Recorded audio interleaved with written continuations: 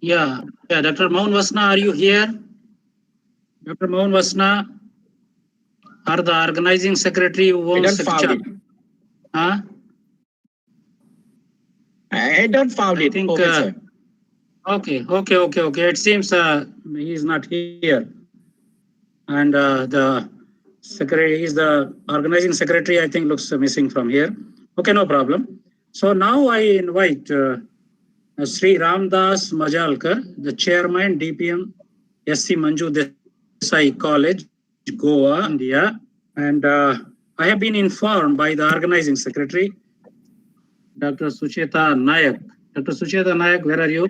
Yes, sir. I'm here. Dr. Sucheta Nayak, yes. Yes. Yeah. The principal of the college, Dr. Manoj Kamath. Dr. Manoj Kamath, sir, please open your mic and open your camera. Hi. Sucheta Nayak, Hello. give invite her. Yes, sir. Yeah. Namaste.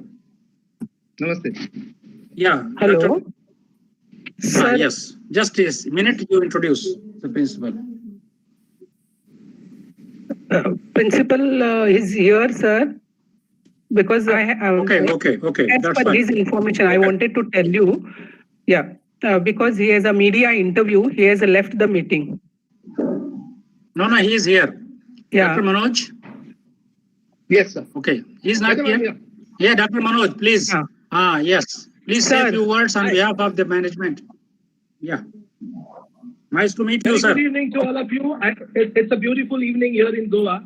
And on behalf of all the organizers here and all the secretaries we have joined, and my senior colleague, Dr. Suchita Naik, Srivastava, the main father of this particular conference, and all of you dignitaries, including the excellencies, I bow in respect and bow to welcome you all for this beautiful conference which we have conducted online.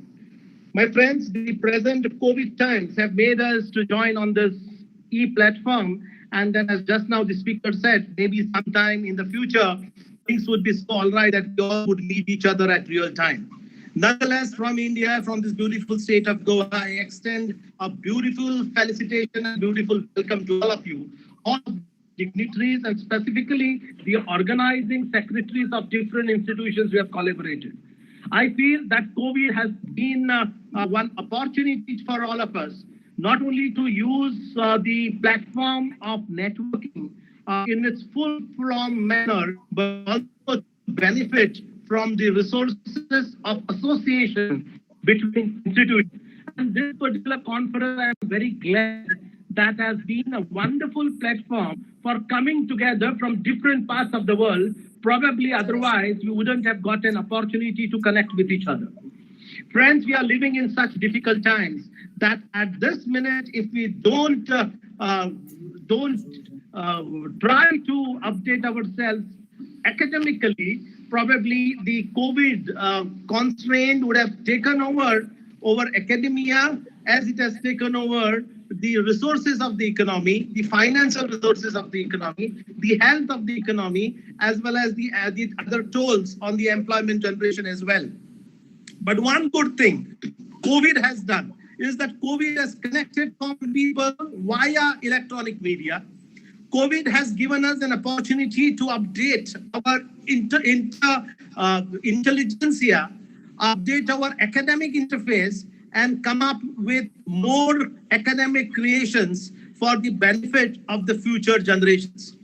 This conference is yet another attempt made by the organizers to reach out to people, to build on to knowledge, to connect to different people around the world and benefit from a greater sense of association and that greater sense of pride which comes from learning from each other, learning from giving and take of academic ideas, and then building a knowledge repository.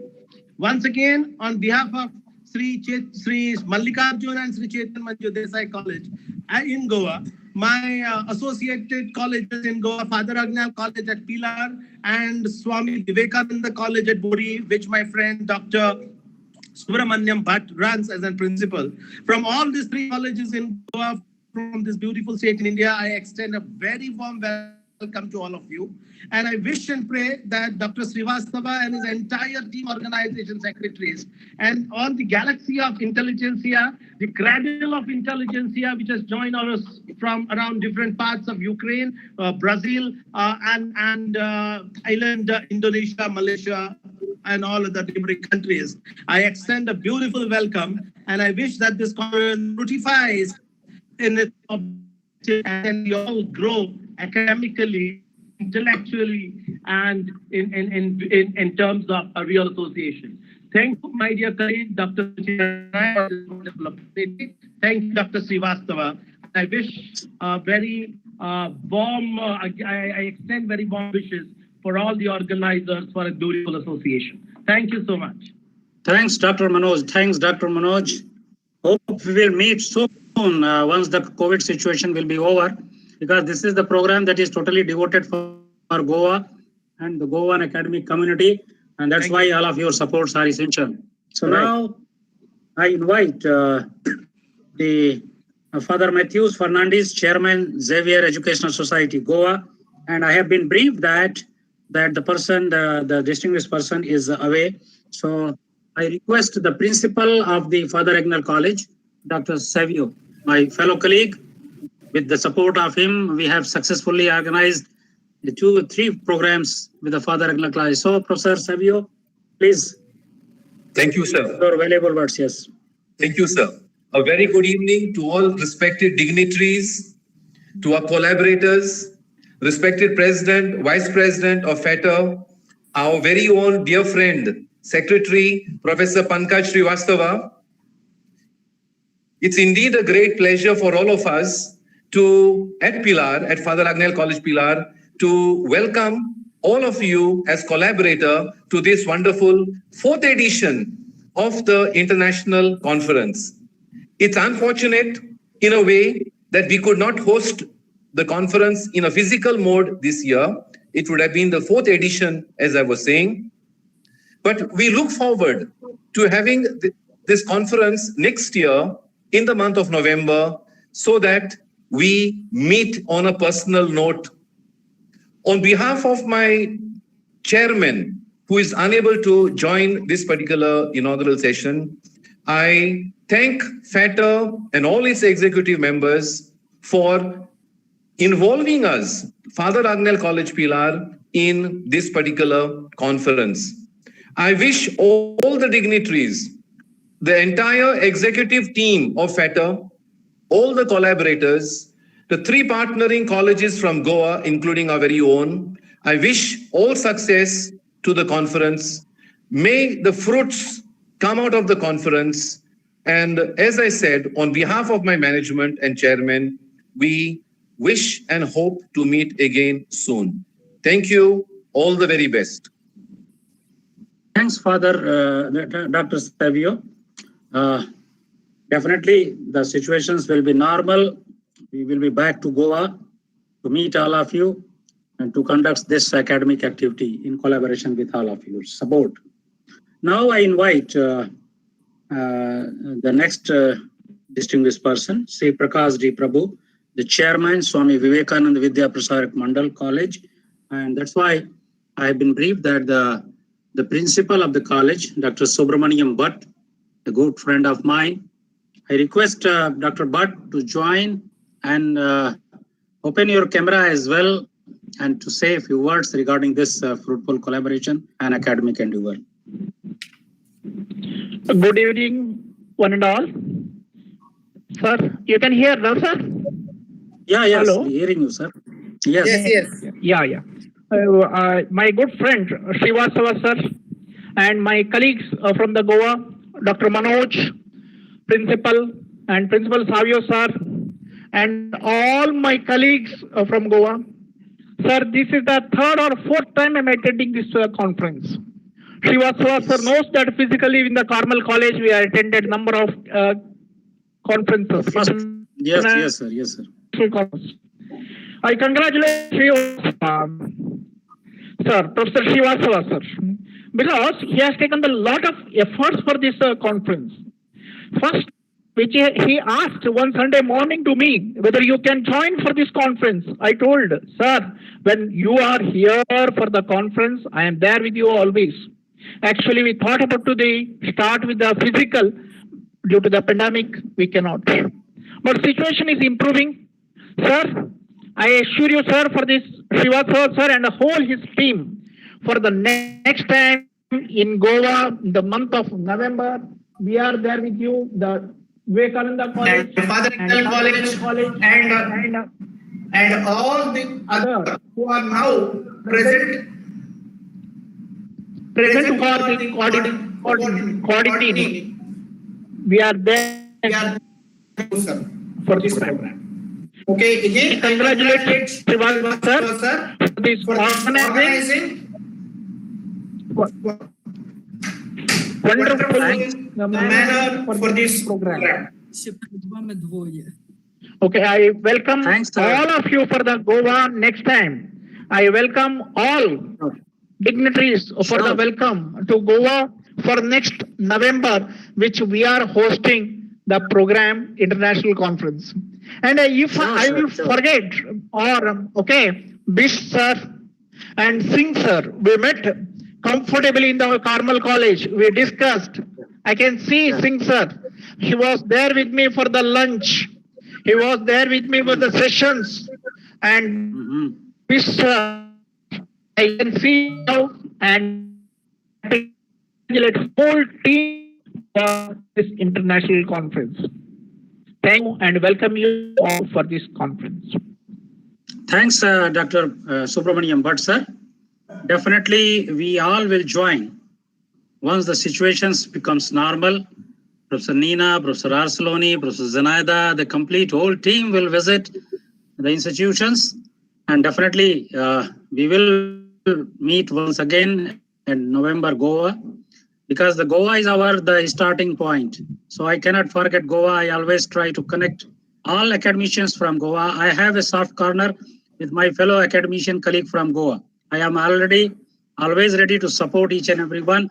Hopefully next month, means November 2021, we will meet again and to conduct this program in a much fun fair with the fruitful academic deliberations.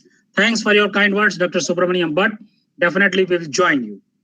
So now, the most important event of this November program, that only one award is given by the FAI, and so far the distinguished academicians for their marvelous achievements in the academic field through their academic contributions. So this year, the academic award screening committee passed through the details and selected the most the outstanding contributor in the academic domain in the field of mathematical science. Let me introduce you that this year the committee has selected, the FAI Executive Council has selected Professor Lilis Tiwagar. Give a big hand to this outstanding academician, Professor Lilis Tiwagar. He is currently the chairperson and the head of the Department of Mathematical Science, the most prestigious institution of India, the Madurai Kamraj University. I would like to invite my fellow colleagues, Professor C.C. Tan, Yes, I'm here. Dr. M.P. Singh, the Chairman Felicitation Committee, and Mr. Roy Gomes, the Honorable Chief Guest, the Guest of Honor, and the President FAI, all the fellow colleagues. It is a proudful moment that a fellow academician is now being honored. He is the person who contributed a lot to the development of FAI, and in the field of, he is a well-known name in Indian mathematical domain, Professor Tiwagar. And I invite Professor C.C. Tan to give a brief introduction of Professor L.M. Tiwagar. Professor Tiwagar, Thank you, Ken. Yeah, thank you, colleagues. Everybody's welcome to the international conference, and it's our heartiest congratulations once again to Professor Larry Tivaka. And let me humbly give a snapshot of the professor's bio data, and he has done a lot of contribution. Professor Larry Tivaka graduated from a Bachelor of Science degree in mathematics, and then all the way proceeding to a PhD in mathematics from the same university. He is currently the dean and the head of the universities and mathematics. And he was mentoring, and he's leading intellectuals and research pioneer. Scholar in the area of nanotopologies and all those topological things, and with developing a lot of topological properties, geometric developments in areas of hyper complex chaotic system, adaptive complex systems, and a lot of applications such as chemical reactions and digital engineering. So a lot of contributions, and it is very, very important. And he has guided many PhDs and Masters of Philosophy students in those areas, and many different applications. And since then, published 200 plus, 40 plus international and national publications journals, such as very reputable mathematician journals. In Scalpers, and 130 plus, so much 130 plus as resourceful professors and chief guests to many reputable universities all over the world, in the Middle East, in Thailand, in Malaysia, in Singapore, and many areas. And he has tons of conferences, proceedings, workshops, and attended a lot of the workshops and training to many professors and many students and many professions in various different fields in the world, and also organized 20 plus conferences and seminars. So you can see that Professor Larry Tivaka has really done a lot of contributions to our societies and the world, and since because of all this contribution, definitely he has received many highly reputable awards and recognition, such as Achievers Award 2017 for mathematicians, and a lot of very reputable awards. I will not be citing here. Apologize. It's really a lot, and also he has participated actively helping the various different professional association, research association, mathematics associations. So he is members of 30 plus many international bodies, committees, and societies. So you can see that professors really have done a lot of contribution, and PhD degree awarded 27 guiding PhD scholars, a lot of them 27 plus, Master of Philosophies 55 awarded, and so we are so grateful and so delighted and so hungry be able to have colleagues, Professors Larry Tivaka, be a part of us and sharing with us his experiences and his contribution and his professionalism and his ability and in the academic area. And thank you sincerely, Professor Larry Tivaka, and we are so hungry to have you joining the very reputable FAI Sris Umankant Srivastava Distinguished Academicians Award 2020. Congratulations, Professor. Thank you, members, my dear friends. Thank you.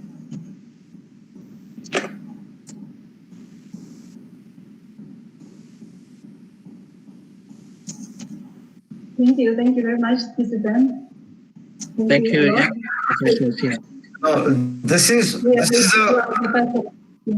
Professors and we on behalf of FAI present him the memento for the award that he's got. Thank you. Thank you. It's a call. Felicitation. Give a clap. experiences and Thank you. Thank you.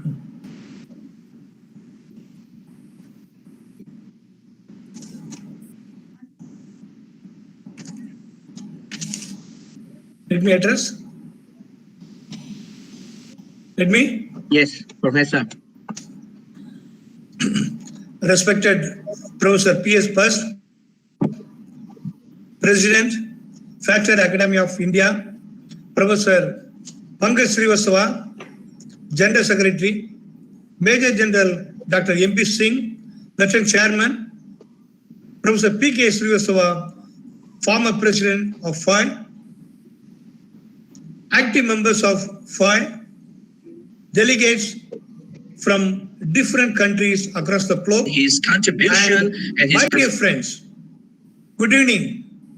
Namaskar. It's a great and proud moment for me. Yes, I am overflowing with happiness on the occasion of awarding me with prestigious Sri Umakan Srivastava Distinguished Academician Award 2020 for outstanding contribution in the academic in the area. field And of thank you mathematical sincerely, science. Professor. And express my sincere gratitude to the members of the award committee choosing me for this prestigious award.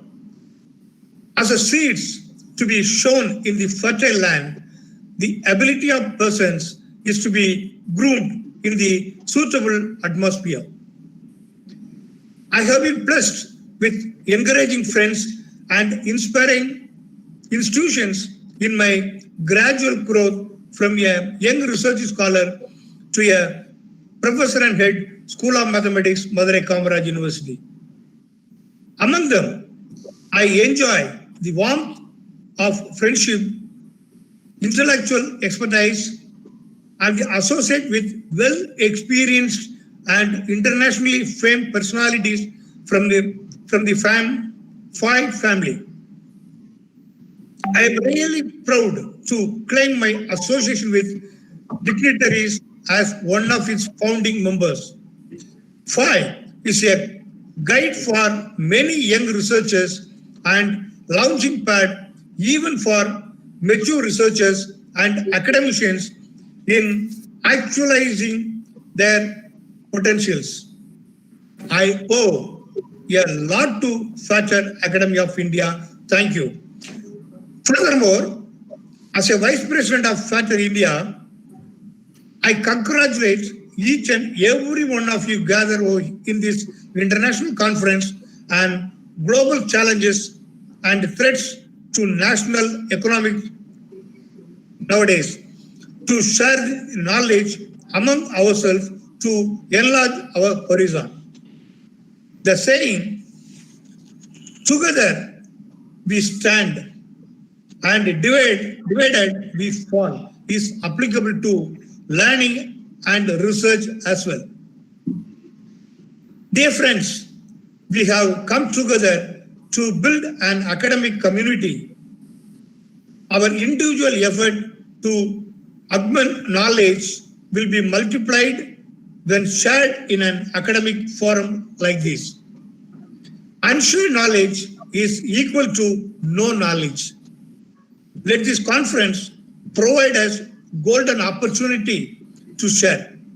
Let us grow together and let us make knowledge successful. I am very happy to congratulate once again all the participants on your decision to involve in this conference. Thank you. Thank you once again. Thank you. Thanks, Professor L.M. Tivagar, sir, for your nice words. Your academic contribution is beyond comparison. Whatever, you are a well-known, recognized figure in the India, especially the domain that you invented, that is the nanotopology. The wonderful work you have carried out in that domain. So now we are moving to the next one, the next session. That is the FAI Best Paper Presentation Award 2019. And I would like to invite here the chairperson of the screening committee, Professor P.K. Srivastava, sir. Chairman, Felicitation Committee, Major General Dr. M.P. Singh, sir. This Best Paper Presentation Award was sponsored by Raja Park Institute of Management, Thailand, and Dr. Yana Kurn was associated in that institution as the director. So Dr. Yana Kurn as well to come on the screen, and Mr. Roy Gomes, the organizing secretary of the 2019 conference. So I would like to give a brief detail about this one, because the decision taken by the committee, it was a little bit late because a 3 days hectic program was conducted at Goa at during 27 to 29. And the committee headed by Professor P.K. Srivastava, sir. May I request P.K. Srivastava, sir, if you are here to come on the screen, because I have seen you, but if you are here, please join us. And P.K. Srivastava, sir, are you here? Okay. So the committee recommended 3 names because a good number of presentations there. The 3 names were recommended by the committee.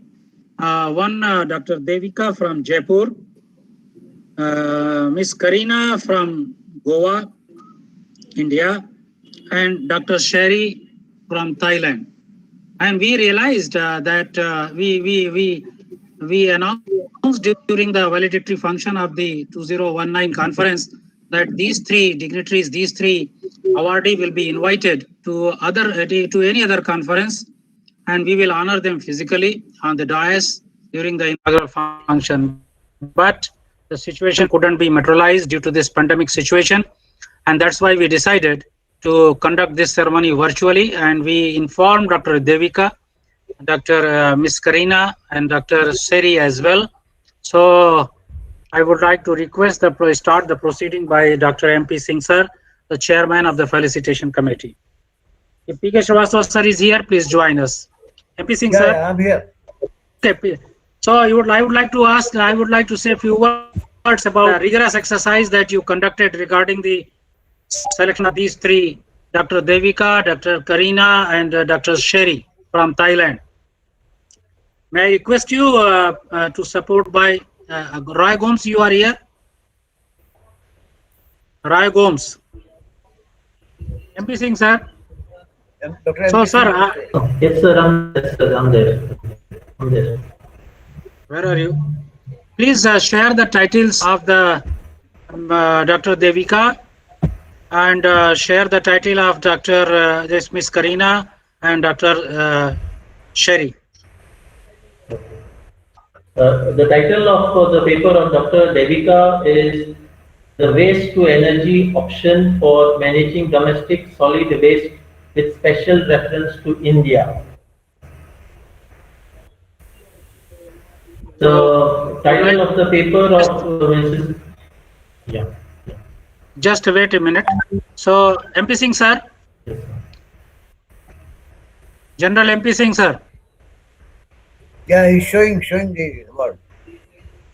Yeah. First invite Dr. Devika.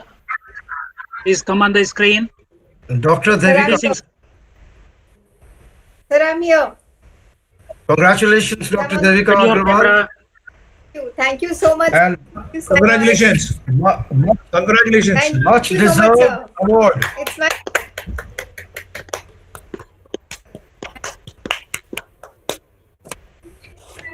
It was Okay, sir. indeed good Now, presentation. Roy Gomes for the next one. Roy Gomes, the next one. The title, yeah. The title of the paper of Mrs. Karina was a study on college students' buying behavior towards branded and non-branded ready-made garments. So, case study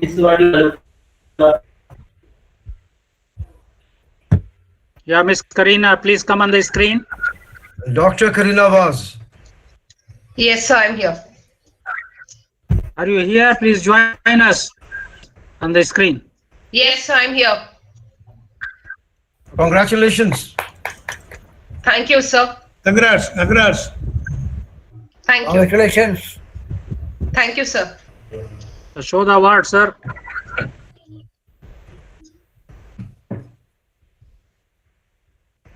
MP Singh, sir.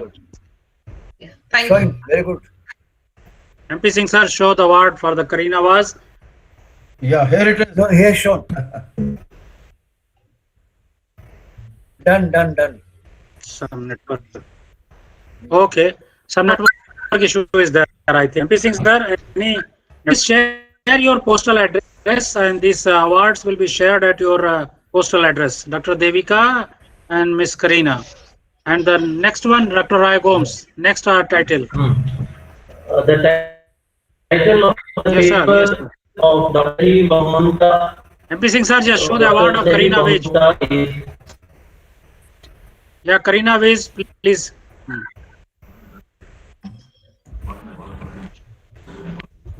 Karina, this is your award. It will be sent at your postal address. So congratulations to Karina Vij. Thank you, sir. Okay, thank you, sir. Congratulations. Thank you. So the next one, Dr. Gomes. The title of the paper of Dr. Seri Mamanta is Strategies to Promote Thailand Tourism among LGBT Tourists. Doctor said. Dr. Seri, Dr. Yana Korn. Dr. Yana Korn. Dr. Yana Korn, I would like to request you to accept this award on behalf of the Professor Seri. Dr. Yana Korn. Yeah, thank you for, wow, very nice. Okay, I talked to the Associate Professor Seri today for this Superior. Thank you. So, on behalf of FAI, I would like to say thanks, Dr. Yana Korn, that due to your effort, Raja Park Institute of Management is sponsored this these awards concerned with the Best Paper Presentation Award. Thanks, Dr. Yana Korn, for your outstanding contribution. So now this award ceremony is over. Sir, can you show my award also, sir, once, if you don't mind, sir, Dr. Devika? MP Singh, sir, please, MP Singh, sir, show the award of Dr. Devika once again.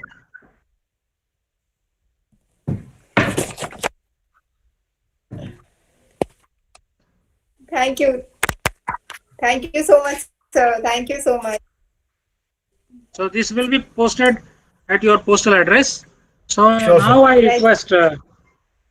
I request, so this award ceremony for the Distinguished Academicians Umakant Srivastava Award 2020 and the Best Paper Presentation Award 2019 that was pending has been fulfilled and has been handed over to the respective awardee. So I would like to ask Professor P.K. Srivastava, sir, to say a few words, because you have done a rigorous exercise regarding the screening of the so many presentations. You have screened these three. Please say a few words. Only 2 minutes, sir.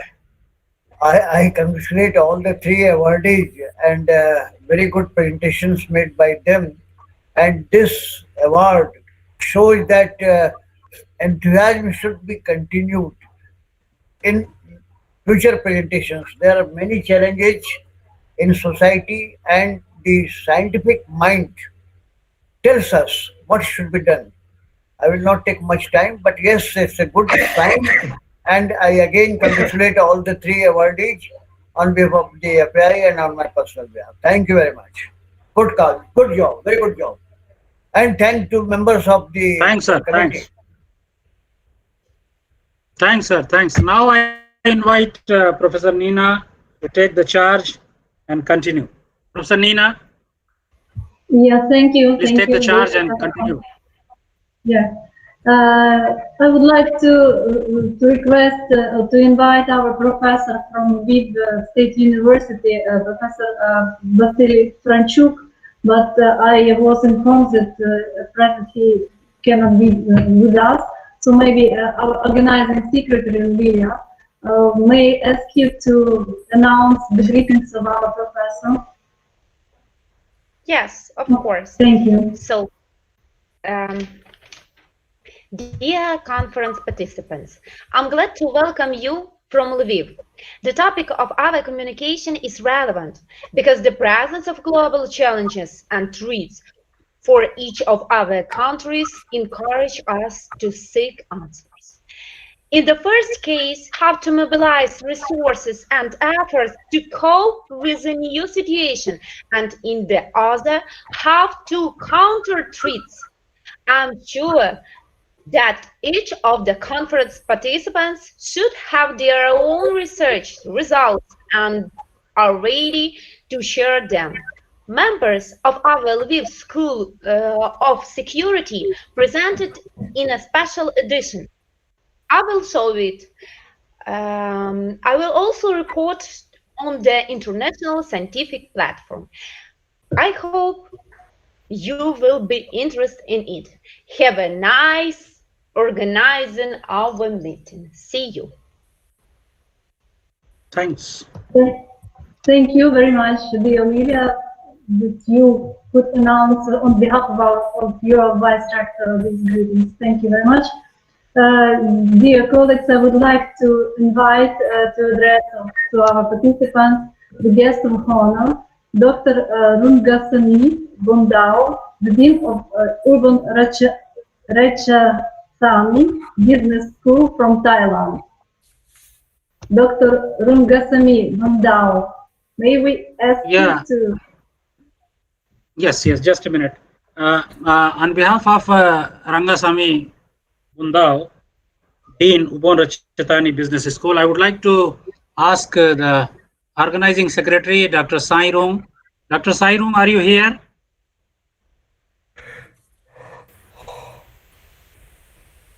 Dr. Sai Rong? Yes, I'm here. Yes.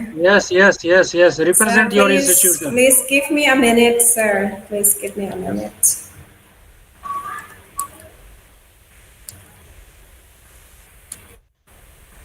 She is representing the Dean of Ubon Ratchathani Business School. Yes, say a few words on behalf of your Dean. Yes, I will. So please give me a minute. So.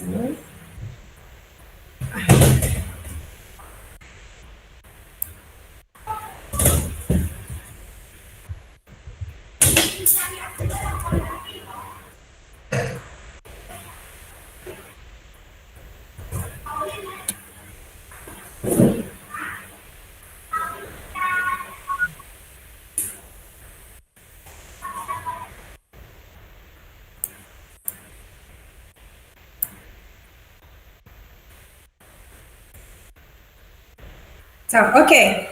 Good evening once again, distinguished guests, distinguished professor, ladies and gentlemen.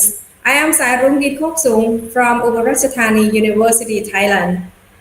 And it's a great honor for me once again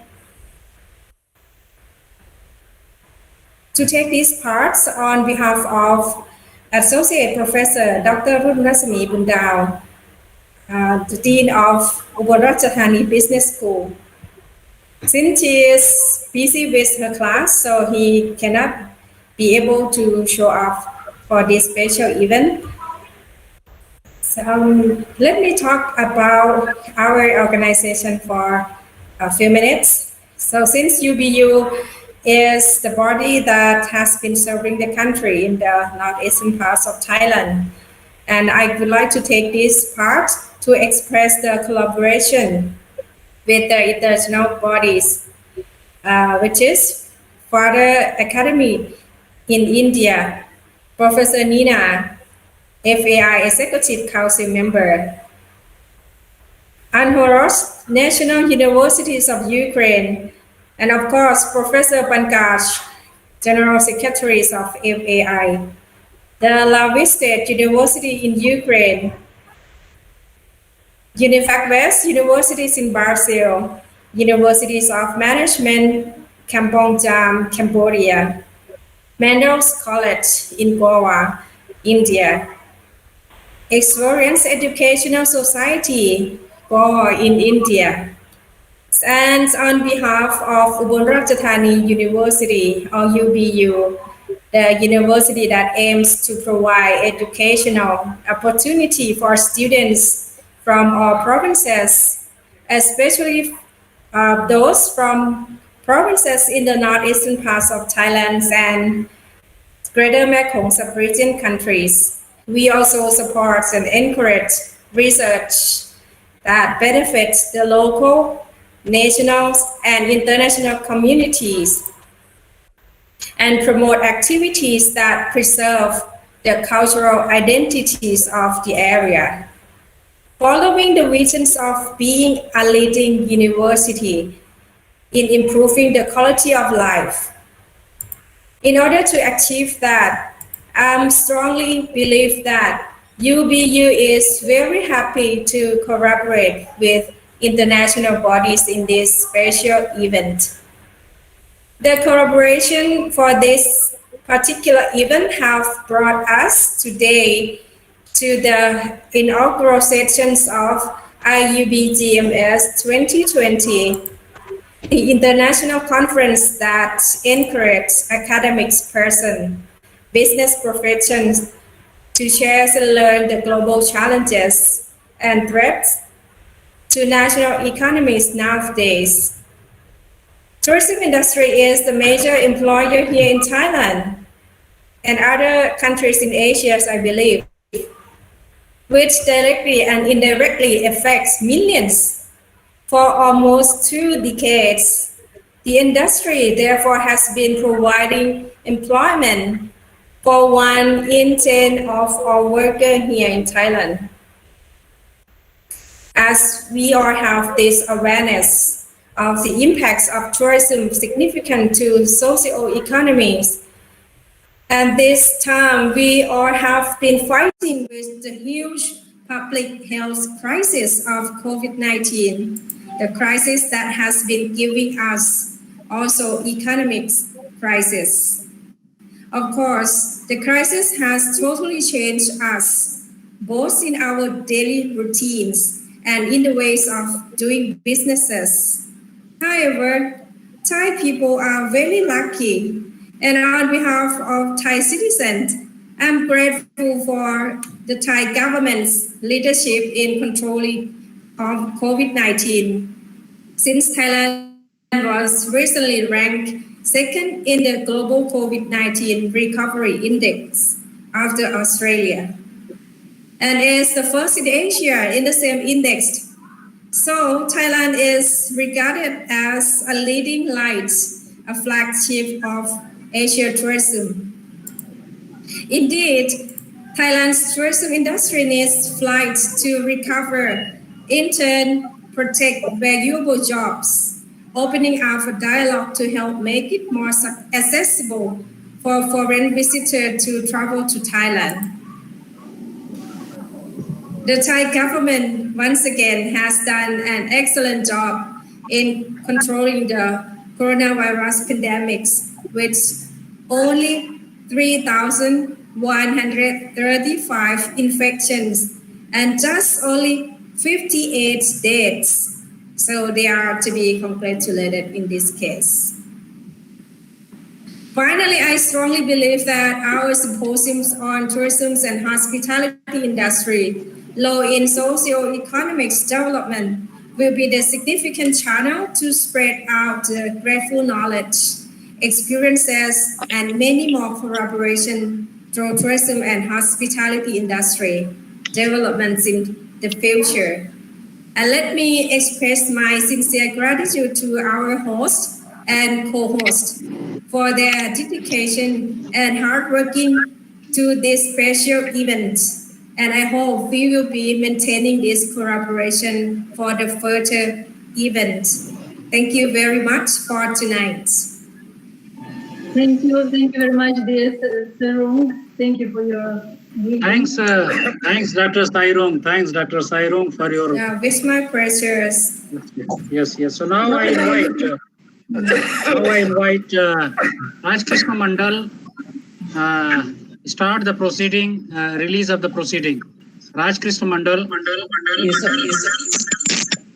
Yes, sir. I'm audible. Please, I would like to ask the participant, please mute your mic.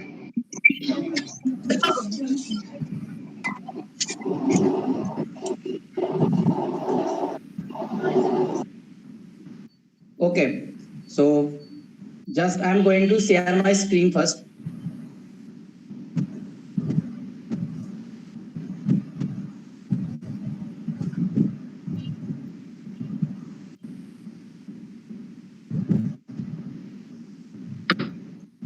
So this conference proceedings is published as well as conference websites and also Hatter India publications website.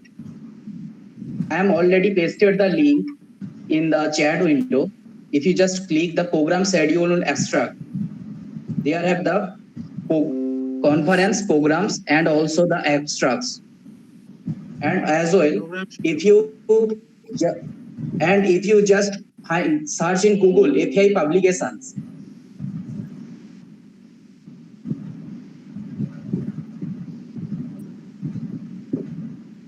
then you got the link apipublications.com.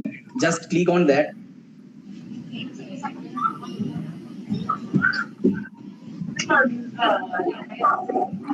And there have in menu, there have an section forthcoming issue.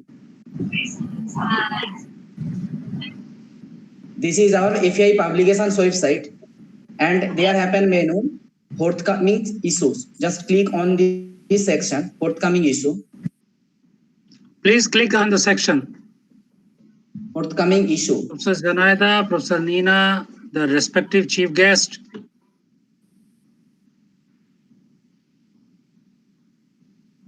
And the proceedings are opening here. Then you can here download, read, and share as you like. Go ahead, go ahead with that. I am also pasting the link of the conference proceeding in chat window. Directly you can go from there.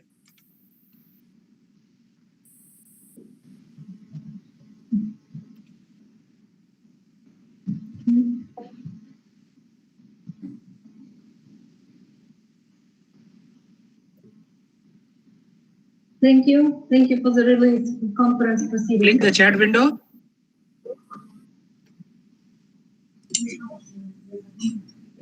Raj Krishna. Yes, sir. Just Okay, I am click the pasted chat the link. window. Just I am pasted the link on chat window. You can go from there as well. You can search it on Google apipublications.com. Yeah, you just go ahead with the slides. Please continue it from first page to the last page. Plus, please move. Okay, sir. Okay, just I am zooming it first. From first page, from cover page to the end page. Okay, sir.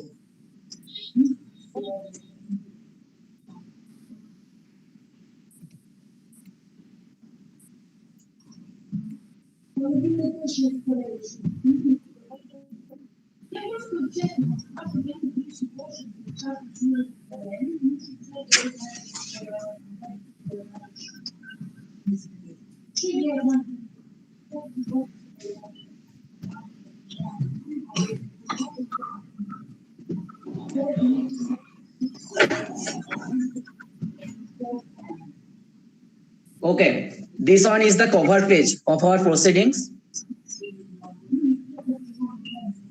Then the table of contents. It is only this in API publications. You can find only the abstracts and the table of contents and abstracts and nothing else. If you want to find the conference schedule also, please go to the conference website. Just I am pasting the link in the chat window. Conference website and abstracts. Just follow the chat window, then you can find there. Program schedule and abstracts.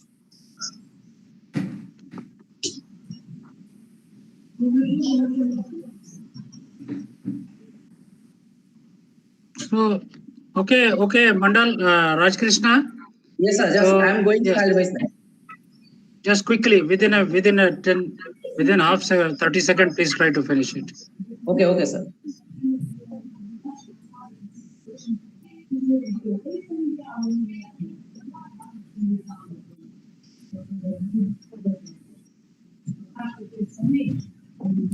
This is the message from editor desk. This is the program schedule of inauguration program. After inaugurations, invited talks, program schedule of the 21st November, program schedule of 22 November, and then validatory programs. Then you can find the table of abstracts and corresponding page number and title author. These are the abstracts. First abstract, second one.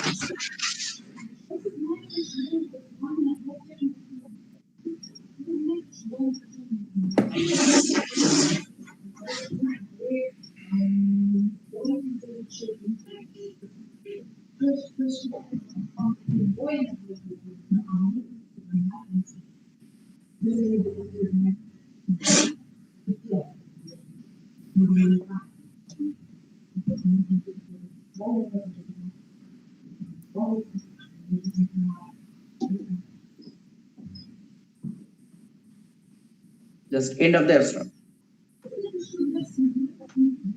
Thanks. This is the back page of the proceeding. And we are still waiting the ISBN number. So far, we have not received. As soon as we receive the ISBN number, that will be pasted with the barcode and the number. Because nowadays it is very essential for any proceeding that if it is with the ISBN number, that is more authentic and that is useful for the editor's point of view as well. So thanks, Dr. Raj Krishna. Thanks for your outstanding contribution. Thanks. So now I hand over the mic to our convener, Dr. Nina, to continue, please. Thank you, dear Professor. With a great pleasure, I would like to invite to say a few words our Vice Rector of Uzhgorod National University from Ukraine, Professor Miroslava Lendl. Please say a few words. Thank you, Professor Poidonosek. Dear distinguished professor, dear academic community, it is a big pleasure for me to represent my native Uzhgorod National University from Ukraine here. And I'm very thankful for the possibility that our university is one of the co-organizers of this conference and of these proceedings. And I think the topic of this conference is very vibrant and very urgent for the all humankind, because we are all facing the challenges that are in this year and that are raised by COVID-19 and other global challenges. And I'm sure that this difficult year will open the next year that will open for us new opportunities, and it will be not so difficult and challenging as this year.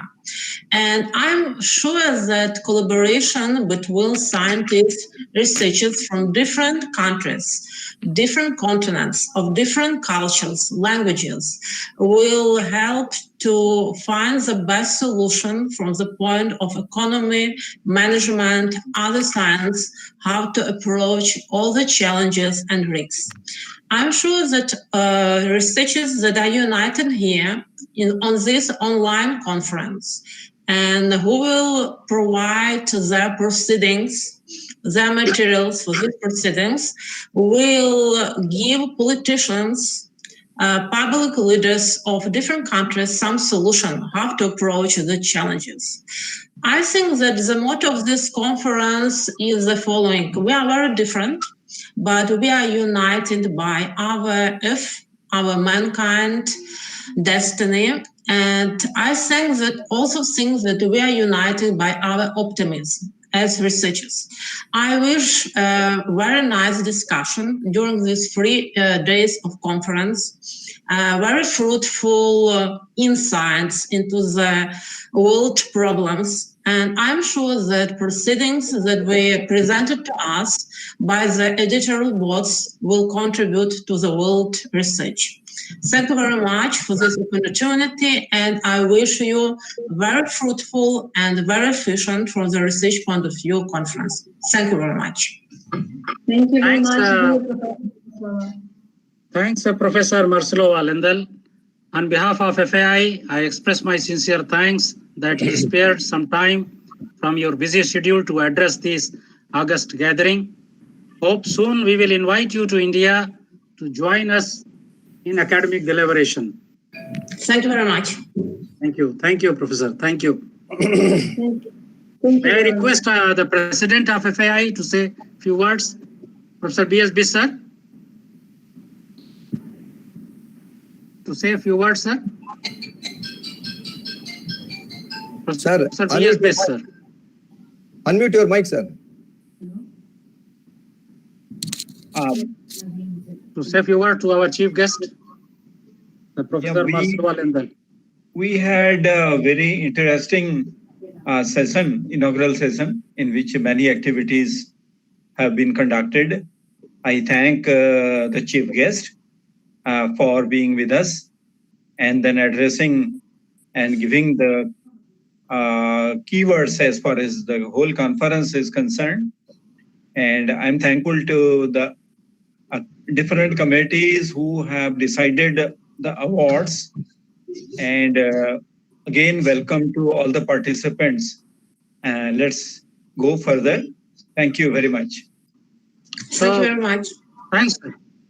Thanks, Professor Marcelo Alendal, once again, on behalf of Federal Academy of India, and hope this academic collaboration will continue.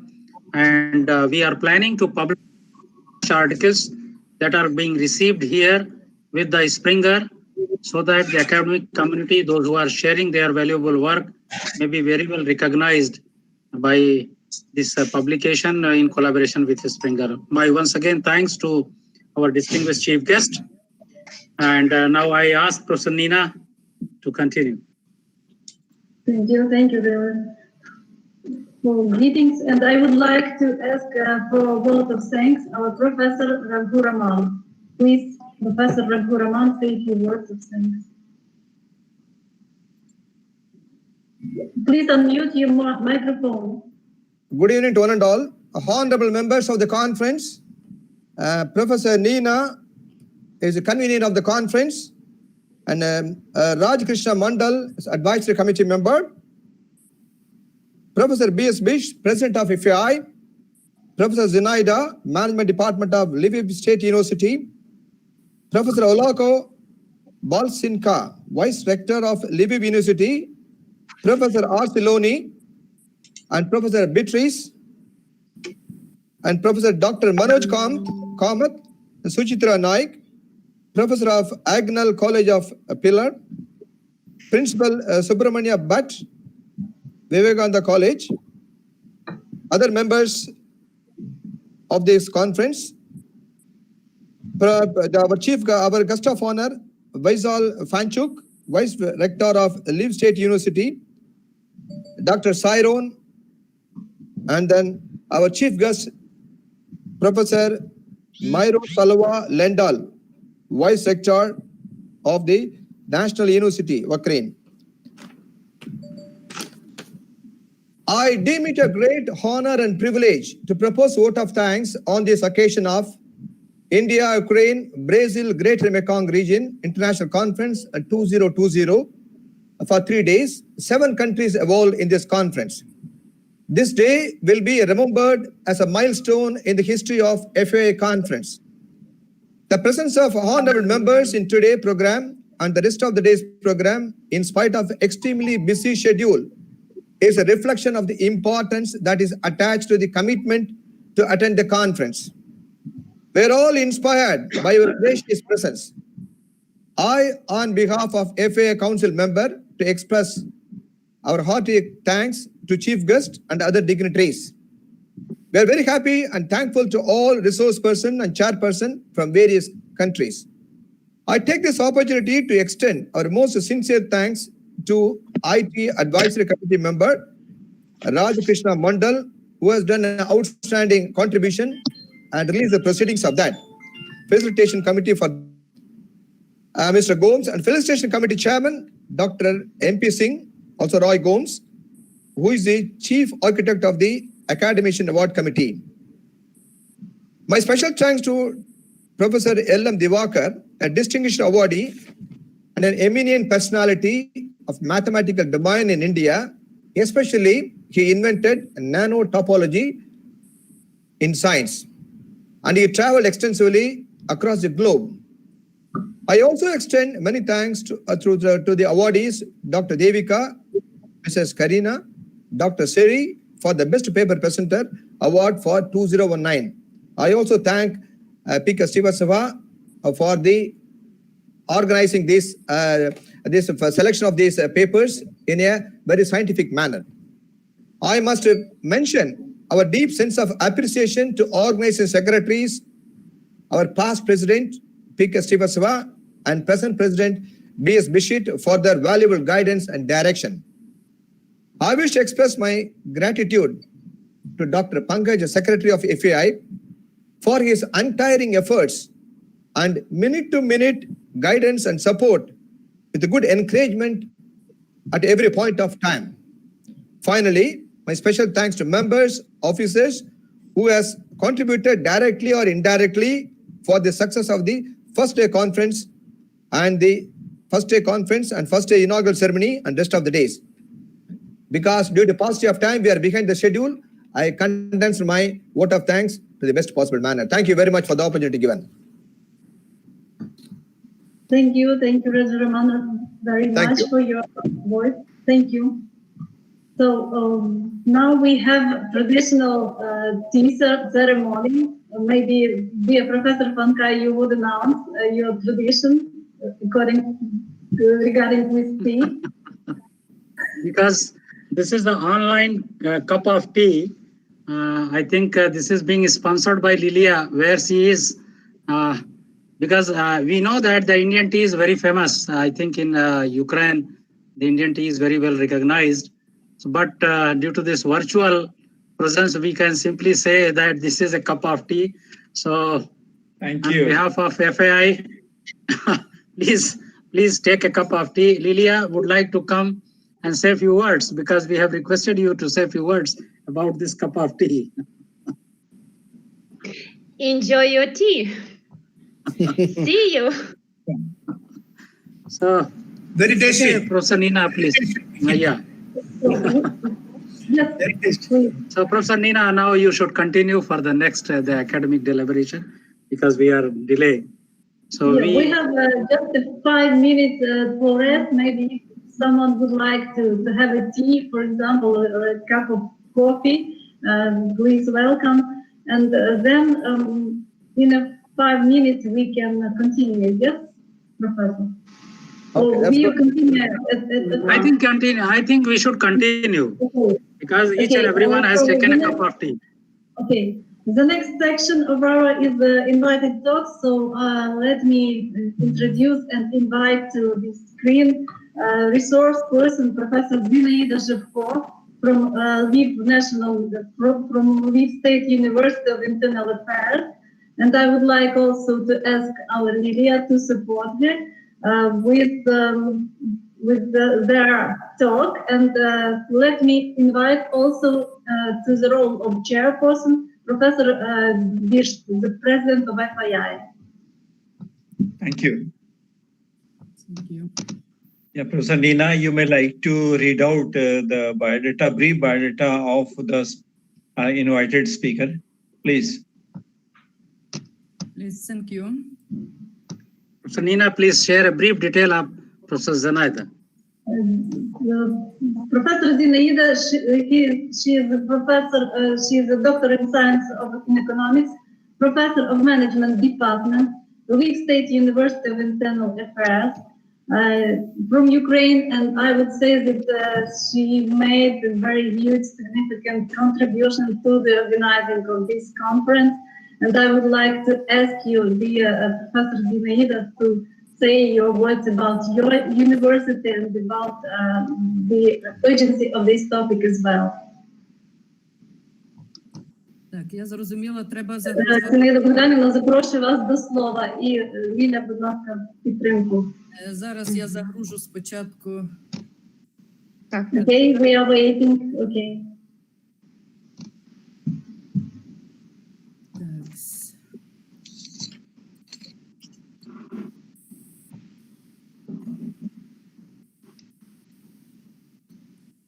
Скажіть, будь ласка, видно все нормально? Ще ні.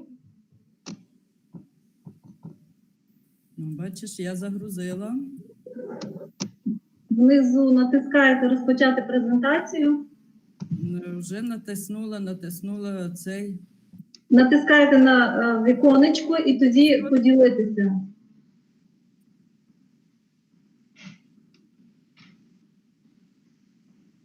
Зінаїда Богданівна покинула чат. Some technical problems. Please excuse our professor. Okay.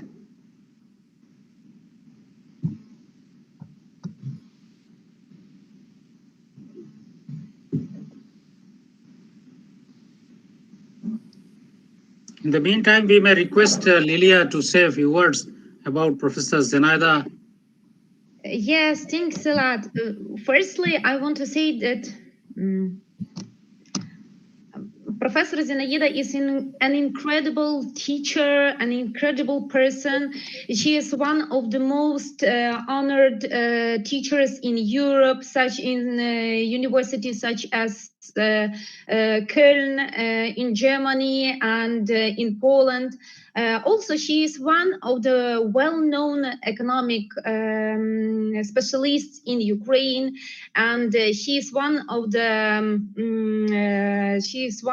the honor participant of Ukrainian Women's Society. It's like a council. She's very active. She takes part in a lot of different conferences in the world, and she tried to communicate. She tried to improve her skills and to share with her skills. Also, she graduates a lot of PhD specialists, master degrees. She's great. And it's an honor to be a translator and interpreter for her. She is well known in Deutsch. She speaks Deutsch perfect as Ukrainian. Unfortunately, our conference is in Ukrainian. That's why I am translating. In English, sorry. That's why I'm translating. But she's on the step. She's moving into learning of English. And I think she will do that. Okay. That's nice. Yeah. Okay. So I think Professor Zenaida will come. Yeah. In the meantime, can we have the abstract that she has sent? Can it be read out, please? Actually, Professor Zenaida, a very well recognized academician in European domain, and she was interested to give a brief detail about the glorious presence of Lviv State University of Internal Affairs in the international academic domain. Basically, she was interested to share something like that. Yes, definitely. So, Professor Nina, what the technical issue is with the Professor Zenaida? Yeah, Professor Zenaida has some problems with connecting to the internet, and she's trying to resolve this problem, but seems to me it's okay. You may continue, maybe, and then give her word after when she resolved the problem with the connection. So what should we do? I think we should continue, and then we will give her to speak when she do that. Okay. Dr. Yes, Pankaj. Let's invite Professor Nina, just wait a minute. Professor Best is saying something. Please, sir. Yeah, just extempore a few points. I tried to look into the topic and then the author itself. Well, both are very relevant, and we have now understood that Professor Zenaida is well known in the Europe and for international economic issues, as well as Ukraine Women's Society president. Okay, she is going to join. I think she is going to present. Okay. Yeah. Okay. We welcome Dr. Zenaida. Yeah. Yeah, please go ahead.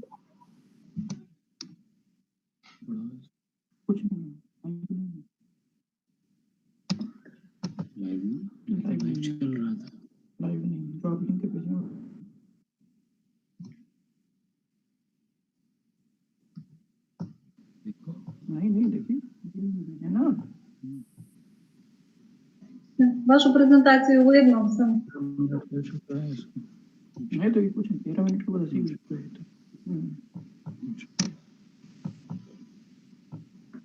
Can you start, please? Можете розпочати, Зіниць Богданівна, щось допомогти?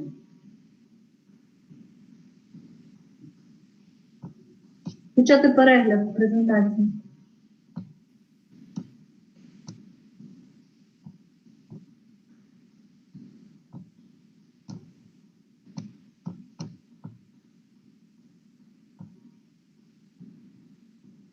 Yeah, going on. Paper presentation. Yeah, Professor Janeda. I hope the issues have been sorted out. Can you please start? Sound is bad. Bad connection.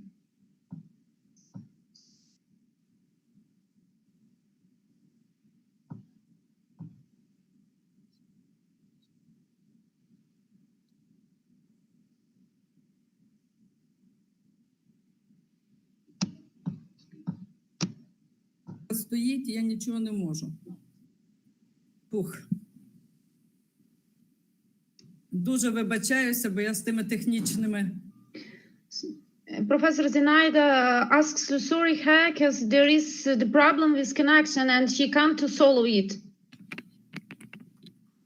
Шановні колеги, перш за все, ми вперше представляємо наш університет на науковій платформі в Індії. Тому я хочу коротко розповісти про наш університет, заклад вищої освіти із специфічними умовами навчання, головною метою якого є комплексна підготовка фахівців для правоохоронних органів та цивільних економістів, юристів і психологів. Ліля, будь ласка. Dear colleagues, we are presenting for the first time our institution of higher educational Lviv State University of Internal Affairs on a scientific platform in India. So I want to briefly tell you about our university, Lviv National University of Internal Affairs with a specific learning condition. The main goal of the university is the comprehensive training of specialists for law enforcement and civil economics, lawyers and psychologists. Львівський державний університет є базовим навчальним закладом Міністерства освіти України у Західному регіоні. За час існування взагалі університету заклад закінчили понад 20 тисяч кваліфікованих правоохоронців, які сьогодні займають високі посади в МВС України та в державних установах. Фахівці з питань безпеки, менеджери, фінансисти, бухгалтери, які поповнили лави державних службовців. The Lviv Department of Internal Affairs is a basic educational institution of the Ministry of Internal Affairs of Ukraine in the Western region. Львівський державний університет внутрішніх справ, як ми вже говорили, багатопрофільний вуз, і він готує спеціалістів як на рівні бакалавра, так і магістра для права, правоохоронної діяльності, психології, менеджменту, бухгалтерського обліку, оподаткування, фінансів, банківської справи та страхування, фінансової розвідки. In 2019, the university celebrated its 90th anniversary. During its existence of school has graduated more than 20,000 qualified law enforcement officers who hold senior position in the Ministry of Internal Affairs of Ukraine and government agencies, secretary, professionals, managers, financials, and accountants who joined the ranks of civilian servants. Навчальний процес в університеті забезпечують 22 кафедри на 6 факультетах. 3 факультети готують майбутніх поліцейських для слідчих підрозділів, підрозділів кримінальної поліції, підрозділів превентної поліції.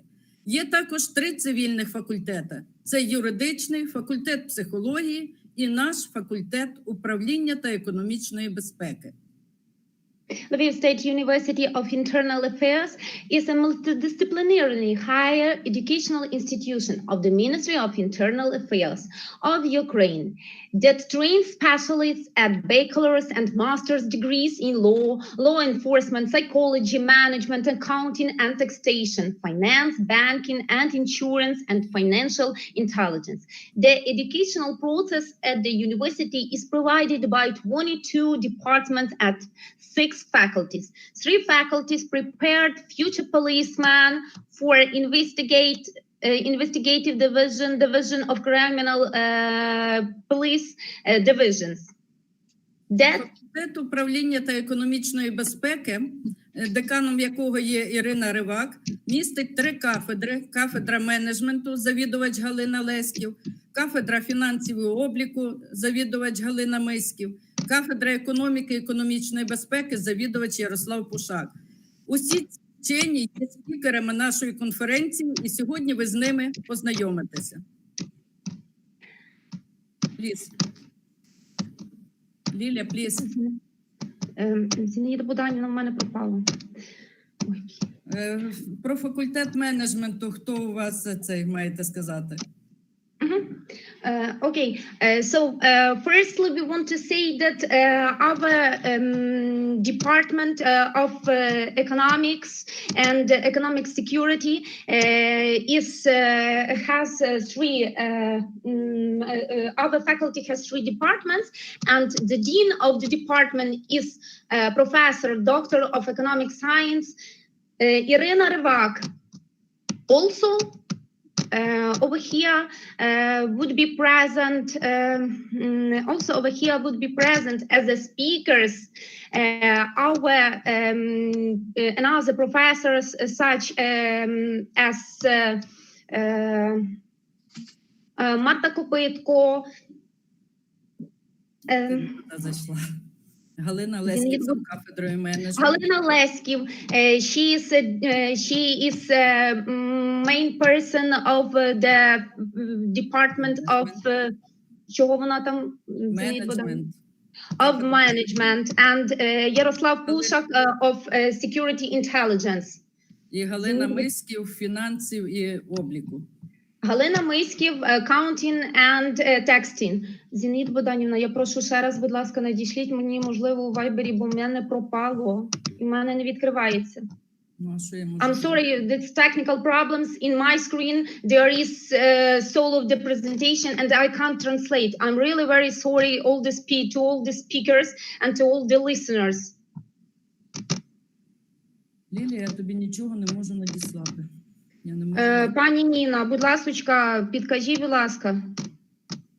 Ні, Ліля, я тобі не можу зараз надіслати, бо я не можу шукати. Ні, я не бачу вас на екрані. Себе. Ліля мене не бачить на екрані. Що робити? Лілечка, ми бачимо, Зінаїда Богданівна, може вас ви вийшли з екрану. Ліля не бачить, що в мене на екрані. Розумієте? Все. Зінаїда Богданівна, який ви слайд? Давай 8-й слайд. Окей, добре. Давайте, відкривайте. Значить, Львівський державний університет внутрішніх справ займається як міжнародною діяльністю, так займається і науковою діяльністю. Беремо участь у різних заходах міжнародних і займаємося, взагалі у нас є вчені ради, особливо наші, із економічних наук ми маємо право готувати доктора PhD і доктора full, повного доктора. So Lviv State University is very active in different programs in the world. It participates in different conferences and programs. Our cadets and our students take part in different programs in the world and in other universities. Also, our university gave the we have two councils of science, which gave the PhD specialists and doctors. So we are full of specters with the science. Матеріальна база університету досить велика. У нас є, сам університет розміщений на 4 територіях. Одна із територій – це йде на Городоцькій, де у нас проходить основна підготовка поліції, діють лабораторії криміналістичні, експертні. Також у нас є такий комплекс, як Верещиця, де займаються підготовкою поліції. Це цілий тренінговий центр, де є ціла низка спортзалів, обладнання, тири. І наші майбутні поліцейські проходять навчання у екстремальних умовах, таких, як вони будуть на роботі. Our university has 4 complexes, 4 buildings where you can include the shooting centers, training centers, gym centers, the laboratories where future police officers not only training but also practice. Таким чином, ми навчаємо своїх майбутніх студентів і майбутніх уже поліцейських.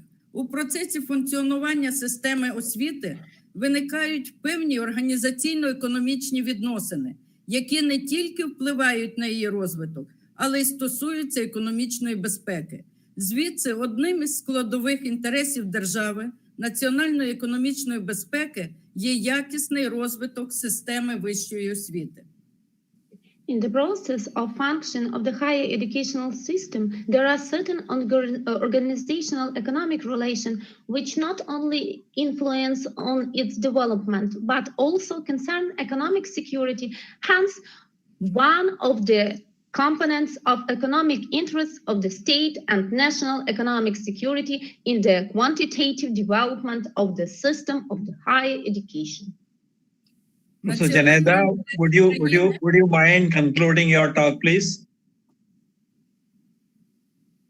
Yeah, you may like to show the highlights and conclude your talk.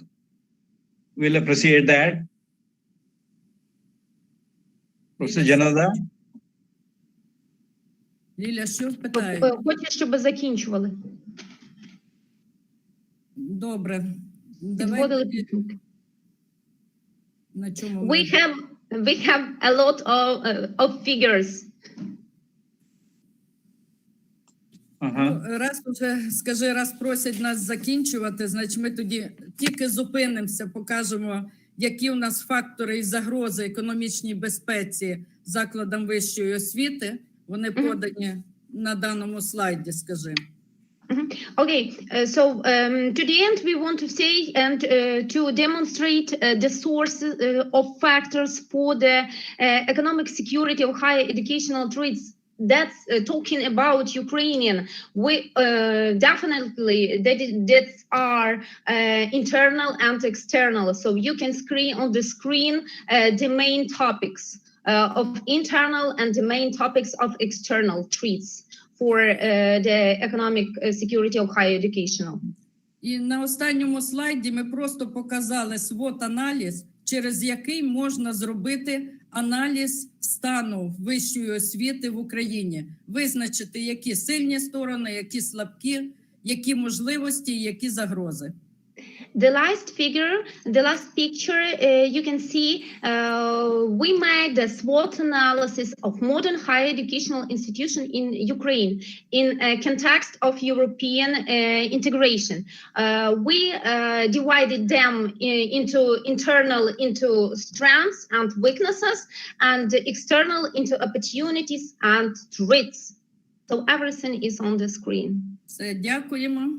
Thank you for your attention. We are very sorry for the techniques problems. Thank you very much. It was very interesting. I wish we could have given you more time for complete presentation. But what I could get from your talk is very interesting that the National University for Internal Affairs, Ukraine, has been giving, it is now completing 90th year. So congratulations to you. More than 20,000 students passed out bachelor's degree as well as master's degree, 22 departments, 3 faculties, a huge infrastructure, wonderful. And it is very interesting to note that your graduates and postgraduates are joining the public services, as well as they are going for public policy formulations. So that was what is required basically, that the intellectuals, the scientists, the masters must join and they must intervene with public policy. So it is wonderful to know. And I'm sure that we are all academicians over here must have taken note of the good work being done by the university, and then interventions made in the sector of public policy, as well as training of the administrators, that is the lawmakers as well, and the law enforcement officers. Thank you very much. Maybe that we may have some questions for you, but I will like to reserve the questions for the end of the session, where Professor Nina would like to compile and may pass on the questions to the respective speakers so that the replies could be available. Thank you very much for this wonderful presentation and wonderful exposure to the university. Thank you very much. Thank you. Thank you. Thank you very much, Professor Virendra Disht. Thank you, Professor Zinaida. Thank you, Lilia, for your report. Let me continue and let me invite to the resource person, Professor Marta Kopytka.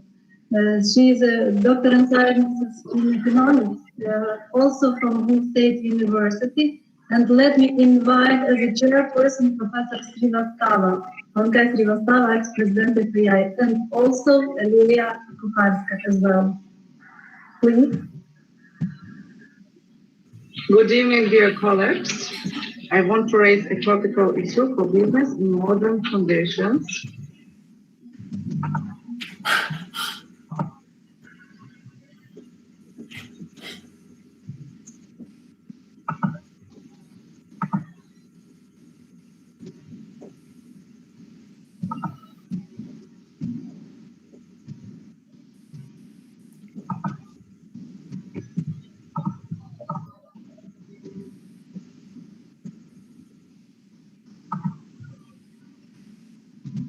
Can you see my slides? Not yet. Not yet, yes. Okay.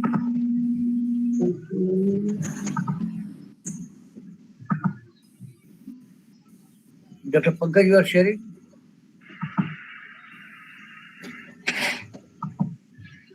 I think first open the slide and then go for the window. Yeah.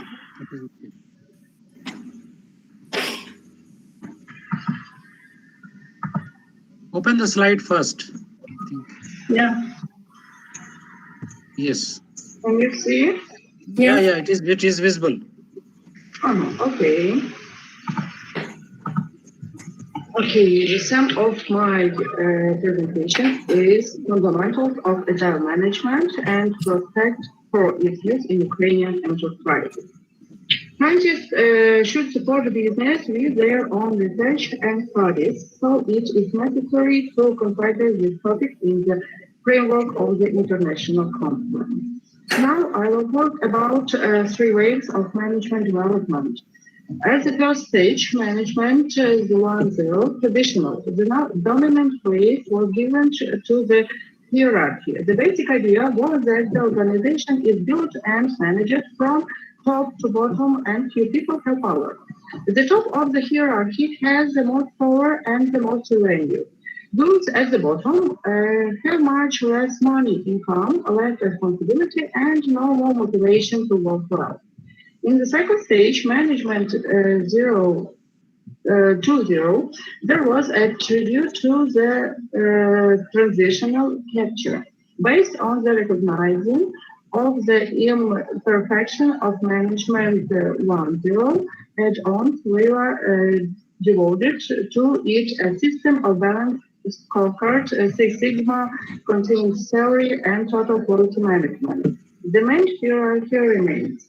The third stage, Management 3.0, Agile Management, which emerged in the 1919, shifts the basis of management from building an organization structure to managing people and their relationships.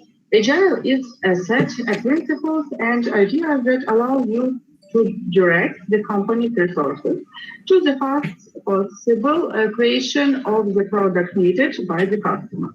Agile is a methodology that emerged in the IT field due to the high level of uncertainty of IT projects in the initial stages and the difficulty of forecasting product performance of their final stages with constant adjustments to these parameters during the project implementation by customers.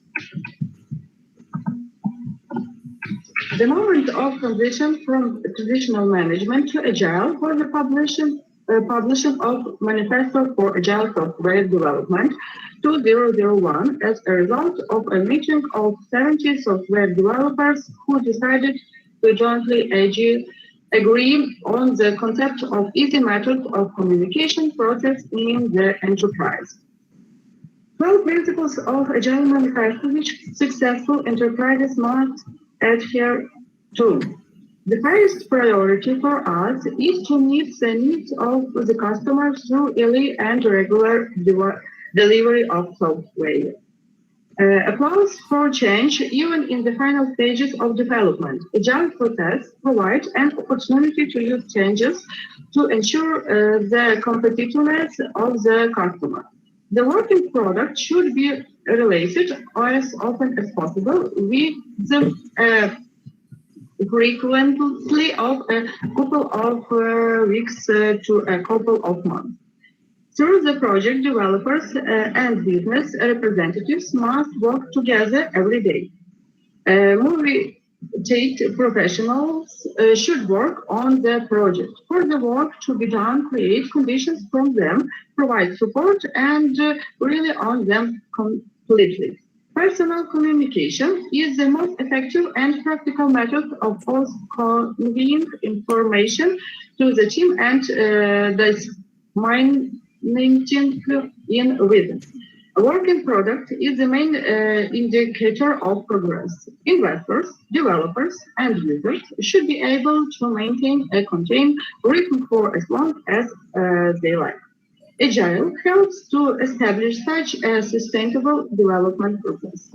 Contained attention to technical excellence and design quality increases the flexibility of the project. Simplicity of the art of minimizing unnecessary work is essential. The best requirements, architectural and technical solution arise in teams that are able to self-organize. The team regularly tries to find ways to improve efficiently and adjust its work accordingly. Classical traditional management of the organization is the activity of organizing activities of individual projects on time, within the budget, fully implementing the functionally, and adhering to the established quality criteria. But the Agile management of the organization is the management within the relevant principles and methods that allow the manager at all levels of the planned work effectively manage the team and respond quickly to changes in both makes, conditions, and business environment. The spheres of modern business requires focusing and performing only those actions that contribute to profit and do not involve washing time. The benefits of classical traditional management are traditional management model provides a structured approach and provides clear criteria in development process that developers can easily understand. clear condition and approval of customer requirements, reduction of defects due to careful planning of design structure, easy of measuring process through clear planning of the beginning and end of each work. Projects are easily controlled, resources, risk, time, and tracked. All the specifics of project procurement process are carefully documented. This not only facilitates the communication, but also helps to avoid mistakes in future projects. The model has no geographical limitations and can be easily used among geographically dispersed teams. But the disadvantages of classical traditional management are long start, strict procurement slow down change, low flexibility makes it difficult to change the direction of design work. The final result the customer receives at the end of the project. Disregard for changes user needs and the changes in the external environment.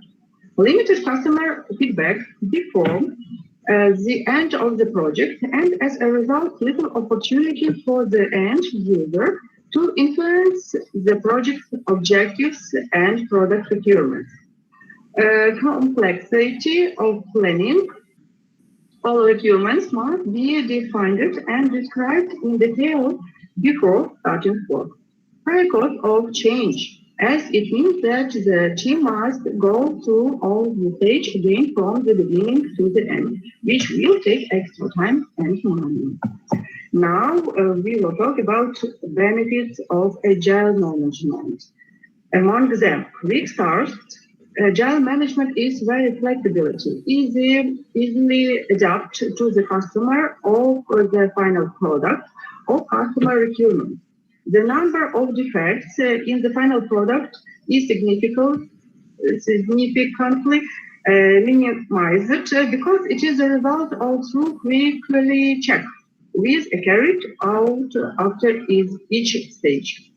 Agile allows the development team and customers to stay in touch. Staff shortages are reduced. There is redistribution of workers by project and processes. Taking into account human natural data, as a result, productivity increases. Reduction of working time losses. Intelligent and experienced team members have the power to make decisions that allow to improve their product through new ideas and approaches to the work process.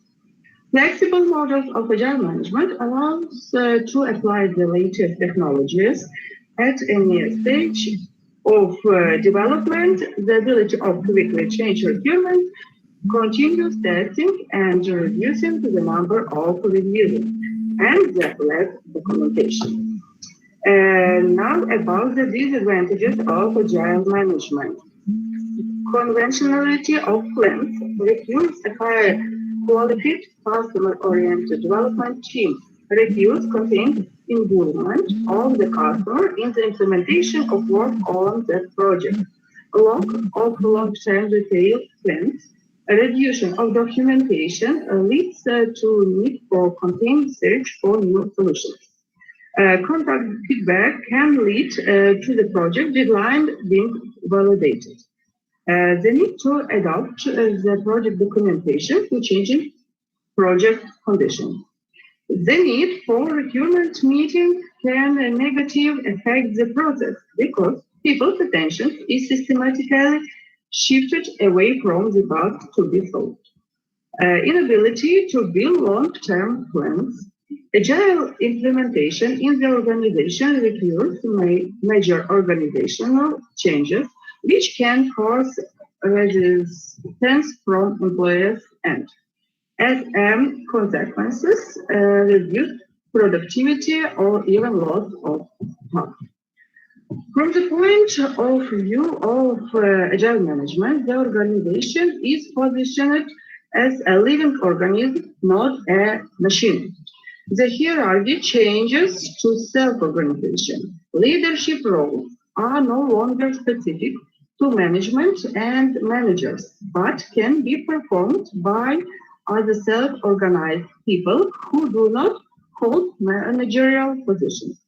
Management hierarchy is a basic necessity.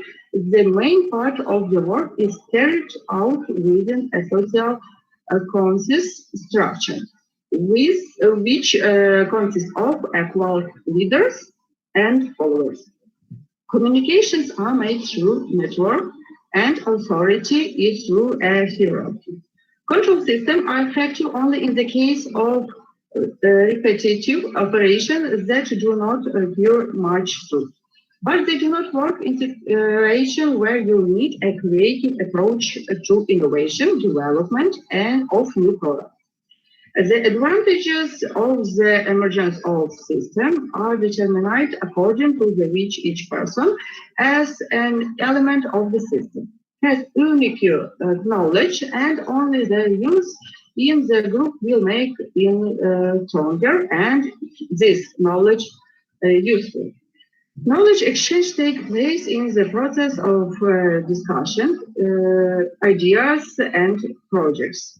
In the process of obtaining new facts by the team and using them to innovate. Now I will show the prevalence of agile methodology and in business area. The highest level we have on software, financial services, and professional services. It is data about the situation in the world in the last year. And agile management system which puts the self-organization of the team in the main place of perform the task without clear instruction on how the members of this team should perform it, only stipulating the final parameters. At important place is given to the process of information exchange, communication, and opportunities for independent decision-making within the project. That is, the main resources for the success of innovation are smart workers, as noted by Peter Drucker, intellectual workers. Thanks for your attention. Thank you, Dr. Martha. A very useful presentation on agile management. How the agile management has become very useful in business management. You have very nicely explained with the fundamental issues, the advantages, disadvantages, prevalence. To me, it seems that this concept of agile management will be highly beneficial in planning and monitoring also. This is one thing which I feel that in modern management, changing from the traditional concepts of management, if we adopt the agile concept of the agile management, the planning, monitoring will be very usefully done in the modern era. And as you rightly concluded, for the intellectual workers, intellectual management, a very useful presentation and very nicely presented. Thank you very much. I congratulate you on this one. Thank you. Thank you very much. I hand over back. Thank you, dear Professor. Professor, thank you, dear Martha Professor. Thank you very much for your report and for your discussion as well. Let me continue if any questions from our colleagues. Do you have any questions, Martha? If no, let me continue. Let me announce another our colleagues as resource persons, Professor Natalia Zachosova and Dmitro Kutsenko. And let me introduce Chairperson Lilia Kucharska as well. Please, Lilia, please introduce our colleagues and tell a few words about them. Lilia? Oh, okay. Let me say a few words about our colleagues. Professor Natalia Zachosova, Doctor of Sciences in Economics, Professor of Management and Security Department, Bogdan Khmelnytsky National University of Cherkasy, and Dmitro Kutsenko, Management and Security Department, Bogdan Khmelnytsky National University of Cherkasy, Ukraine. Would you like to add something, dear Lilia? No. I've just turned on my microphone and you started, so I just nothing, without comments. You presented everyone great. Okay, so please, colleagues, take it away. Okay, thank you very much for your attention. I hope you hear me, you can listen to me and to my presentation. Yes, I'm very honored to be a speaker at your big scientific conference. So I will try to start my presentation if you don't mind. I'll do my best in technical way because as you see today we have some problems technical, but I hope everything gonna be all right. And we will see my presentation very, very soon. Yep, I'm trying, dear colleagues. I'm trying.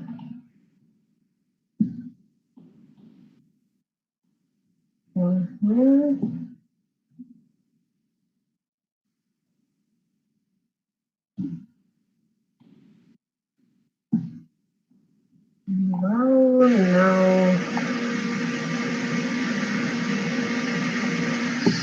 Sorry for some technical aspects.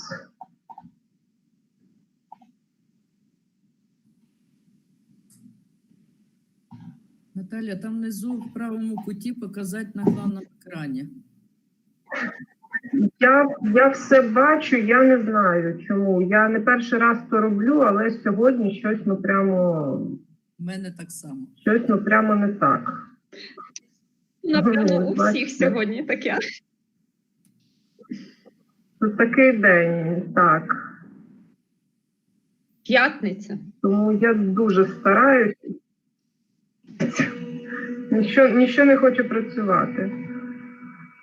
So we just say sorry because there is the problem with some connection, with downloading the program.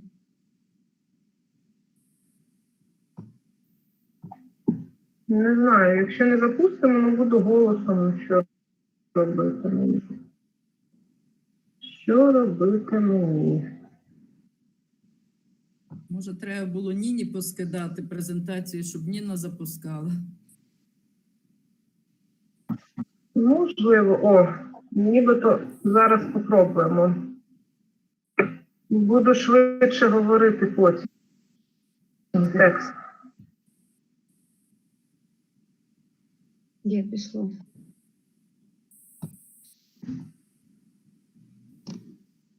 Угу.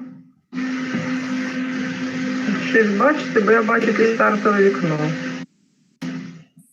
Бачу, що показує, а що показує, не бачу. Ви показуєте презентацію для всіх, пише. І ми бачимо ще... Ну, це ж, а саму презентацію бачите? Ні, саму презентацію не бачимо. Окей, зараз ще пробую.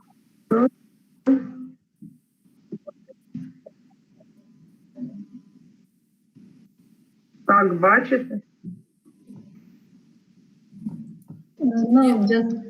Ми бачимо загальне вікно, на якому ми відображені. Ну, я розумію. Пані Наталя, щось допомогти?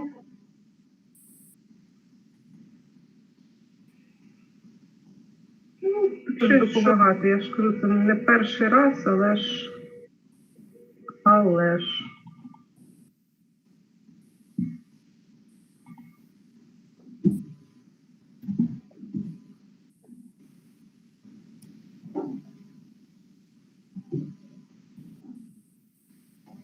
Dear colleagues, while Natalia is trying to resolve her problem, I would like to ask you if there is a bad connection, if you feel that there can be some problems with presenting your presentations, please send these materials to Professor Zinaida, and she will send it to me, and I can show your presentation just from my computer.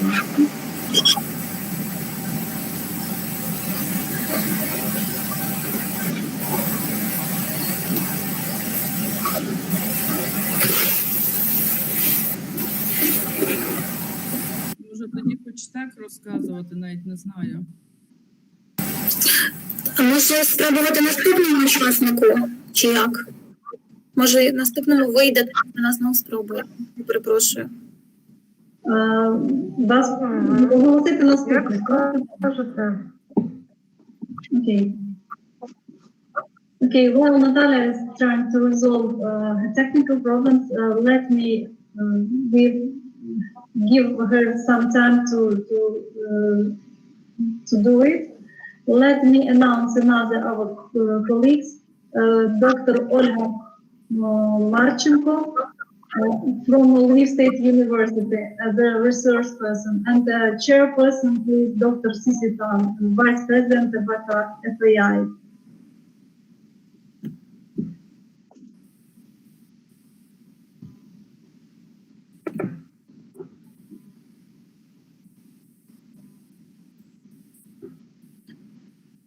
Can you show my presentation? Just your screen. Just your screen, okay. And now? Yes. Yes. Yes, okay. Congratulations to all participants of this conference. Thank you for giving me the chance to present my research. My name is Olga Marchenko. I'm Associate Professor from Lviv State University of Internal Affairs. And now I'm glad to present my research. The theme of my research is resources safety of agricultural production as a precondition for food security of the state.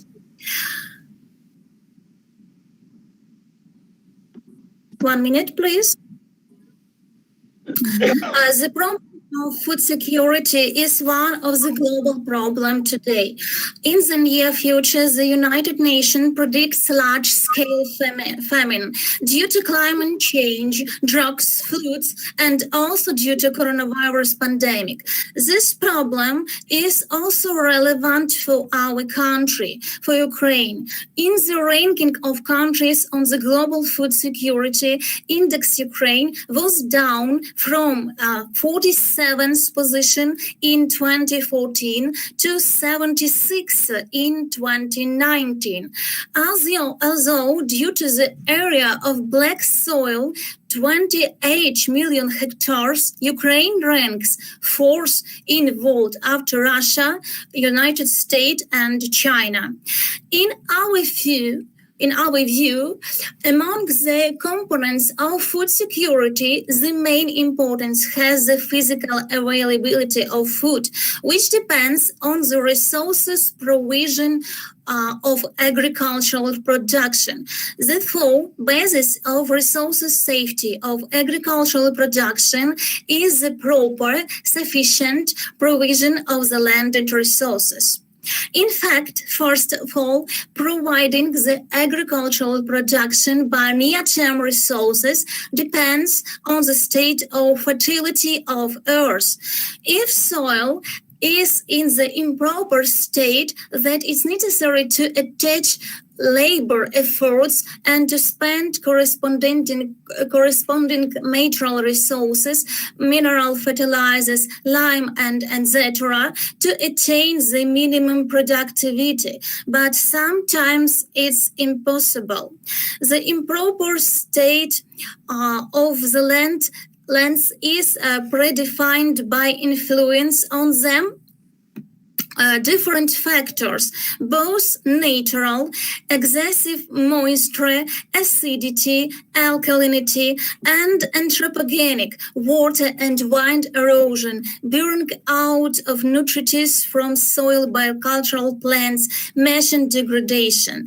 Thus, there is a danger of loss of fertility of landed areas and the level of the productivity of the processed earth. The main problems of resources safety of agricultural production is the balance between a burning out of humus, nutritives with the harvest of agricultural cultures and the compensative contribution of the users of earth. It's very important for Ukraine. Our country owns an enormous reserve of fat lands, from which black earth make 60% of plowed land, 6.7% of world supplies. But if there were 4 or 6% of humus in soil on Ukraine 100 years ago, then now there are only 3.2%. When content of humus becomes less after 2.5%, then it's not the black earth anymore. Each 5 years, soils of Ukraine lose 0.05% of total supplies of humus. The analysis of nutrient removal with the harvest of agricultural crops showed is significant growth during 1990-2090. The most depleting for the soil are export crops. Thus, in 2090, only a sunflower, and a corn removed 45,000 tons of nitrogen, while 1,600 and 1,000 tons were imported. These two crops take almost half of the total nitrogen removal from the soil. The most recipient of phosphorus are also maize for grain and sunflower. These crops removed from the soil respectively 360 and 412,000 tons of phosphorus in 2090, or half of its total removal, while 400,700 tons were fertilized. Winter wheat and barley also take away from soil considerable volumes of phosphorus. The special situation is with the burning out of potassium. Burning out of this feed element by sunflower attained 1,738,000 tons in 2090. For comparison, in 1990, it was only 293,000 tons. That is 403 times less than. In the same years, only 36,000 tons of potassium were fertilized. The removal of nutrients soil should be compensated by the fertilizing, but the analysis of the relevant data shows the deplorable state of this case. The analysis of fertilizing of agricultural lands in Ukraine during 1990-2090 showed that the total amount of mineral fertilizers in 2090 decreased 2 times compared to 1990. Organic, 1 minute, to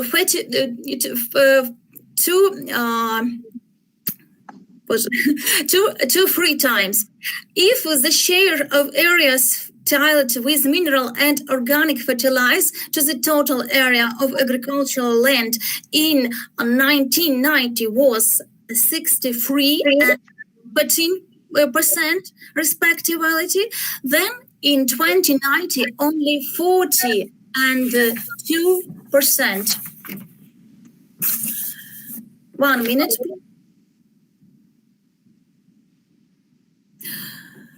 According to our calculation, the removal of mineral fertilizer with the harvest is compared by 1.5. In particular, 84 kilograms of mineral fertilizers and 400 kilograms of organic fertilizer were applied per 1 hectare of snow area in 2090. According to these indicators, Ukraine keeps up with European countries. The second way of the modification of burning out of nutrients is the observance of the proper organization of use of land. In other words, optimal correlation of agricultural cultures in crop rotations. Despite the corresponding documents, every 5 hectares of snowing area in recent years is busy with sunflower. Specific gravity periods of 1 year and long-term herbets diminished 5-fold from 20.03% in 1990 to 4.02% in 2019. Also, the negative phenomenon is an increase of areas of grain crops from 45% in 1990 to 45% in 2019. The areas of rape and soy increased sharply, which are also exposing for soil. Large possibility are opened the area of recreation, of fertility of soil, and the use of green manicure crops.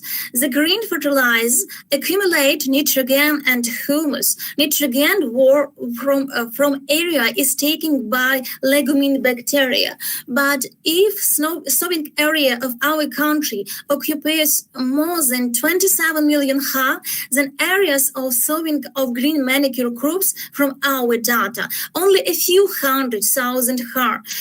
And although charges of their sowing in 2 to 4 times less than fertilizers ordinary manicure. The supplies of peat and sapronel are real Klondike of Ukraine fertility. The main direction of smoothing of balance of burning out of fertilizing of mineral and organic substance. In Ukraine, 1,512 deposits of peat and are found, and 503 from them are developed. The general area is more than 640,000 ha. We obtain only 712,000 tons, thus only 20% spent on fertilizer. There are 274 deposits of sapronel are found out. The supplies of it estimate in 97 million tons. 190 deposits are in the Volyn region. Supplies only 72 million tons. Volyn region obtains only 200,000 tons of sapronel in H deposits. In addition, for the recipient of organic fertilizer, it is impossible to use a lacustrine and river silt. There are 60,000 rivers in Ukraine and 8,000 lakes in Ukraine, so that here are large backlogs for organic production. In fact, without it, mineral fertilizer wars on. On the basis of the stated, it is possible to recommend the following. For the production of organic fertilizers, it is needed to sow Earth's green manicure crops, to use peat and sapronelic fertilizers, pond and river moss, maximally use possibilities of modern plant growing. It substantially will decrease negative balance to the humus. Mineral fertilizers should be applied only with organic. It's necessary to renew the optimal structure of sowing area in crop rotations. It would allow to accumulate corresponding useful substances in soil to barrier it from tiredness of soil. That promotes the provision of earth users to the landed resources substantially and improves resources strength of agricultural production. There is a need to strengthen state control after inhibition years of GERD legislation to apply the norms of responsibility for a failure to observe of GERD rules and rational use of agricultural earth. It's necessary to form the ecological culture of land tenure, to seek and apply the new forms of influence of user of earth of fertility of soil. In every way to encourage this work, to make the fields of the exemplary and kind state. Expediently on occasion to destatile land tenure. It will allow to increase resource strength of agricultural production safety. And for finish, it's needed to leave the fertilizer, but not exquisite earth descendants.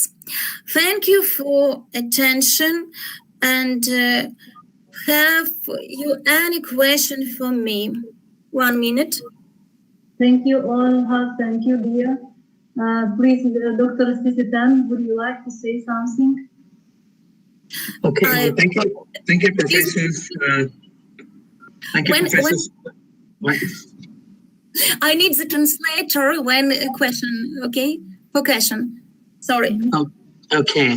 Thank you, professors, Drs. Alkas, Machenko, presenting a very important topic, which is about the balance between the fertilizers, minerals, and all those things that are needed in order to balance the depletions of the big three, which we know as NPK, the nitrogens, potassiums, and phosphorus. And professors talk about depressions through various means, like because it took away a lot of the NPK through the exports of the sunflowers and the corns and winters barleys and those wheats and plus the natural erosion and the others anthropogenic depression, which is due to the winds and water erosions, which is getting worse and worse because of the global climate situations. And so it is very important that we need to balance all those issues and have that abundances of fertilizations. And professors therefore recommend a couple of things such as ecological culture, and governmental policy, stringent adherence to those policies, and also balance of crops such as crop rotation and using of organic fertilizations and so on and so forth. So there are very, very wonderful discussion, sharing from professors, and very wonderful, and we all learned a lot, and there are very, very urgent and important issues nowadays. And thank you for giving us those wonderful knowledge and insight. Thank you, Professor. Thank you. Thank you, Dr. Sisitan. Thank you very much. Thank you. Yes, please. Питань немає. Всім сподобалося. Сказали, що ви поділилися. Я просто переживала, якщо якісь будуть терміни такі, що бо тема специфічна, і можливо не всім було. Дякую. Okay. It was a nice presentation. It was very good presentation. I liked. Good presentation, sir. Srivastava sir, you can convey that. This is the good presentation. The systematically she has presented this. Congratulations. Thank you, Olga. Very excellent Thank presentation. you very much. So we would like to invite Natalia. We resolved the technical problems, and I may help Natalia to present the presentation. So please, Natalia Vachosova. Thank you very much for your assistance, for your help. I think my better than the first one. I promise I'll do my best. So I will start, and I hope you will see my text on your screen. Yes, so I would like to introduce you my scientific topic, the sphere in which I'm working with my PhD students, and it's called Financial and Economic Security Management in the Digital Economy, aspect of strategic, personal, project, and risk management. So we go to the first question of my short representation. It's features of financial and economic security management in the period of digital economy development. So I would try to do my speech very, very short and very, very quick, because I see that the time is a short one. So the peculiarities of security-oriented management in digital should be, as we think, the transition to financial and economic security from the physical plane to the digital plane, to focus on counteracting cyber threats and informational risk, balances and moderate management of transparency of business entities, formation of responsible attitude of all employees of companies to ensure financial and economic security, and use of four-vector approach to financial and economic security management. It means to combine positive practices and tools of four areas of management: strategic, personal, project, and risk management. So let's define directions for the organization of strategic management of financial and economic security of the business entities in the conditions of development of digital economy. We think that they should be development of digital security strategy of the business entity, formation of a catalog of strategic risks with section devoted to digital risks, to financial and economic security, revision of the general strategy of the enterprise in order to take into account trends of digitalization of economic processes, and to appointment of a person responsible for the periodic review of the strategic guidelines of the entity in the context of changing trends in the external and internal environment. Now we move further, and we think about the development of a strategy for the protection of digital resources of the enterprise, ensuring transparency of both the general strategy of the business entity and the strategy of financial and economic security management using secure communication channels, development of a strategy to combat cyber risks, development of strategy of activity of the enterprise and the basic of remote services in the conditions of quarantine restrictions, with the use of possibilities of tools of digital communications, increasing the frequency of review of enterprise strategies given the variability, of environment in the digital economy, constant clarification and balancing of strategic goals and interests of stakeholders of the business entity in the financial and economic plane in the direction of achieving their compliance with the need to ensure the financial and economic security of the enterprise, calculation of planned performance indicators of the business entity and the level of its financial and economic security in several scenarios of strategy implementation: optimistic one, pessimistic one, and realistic one.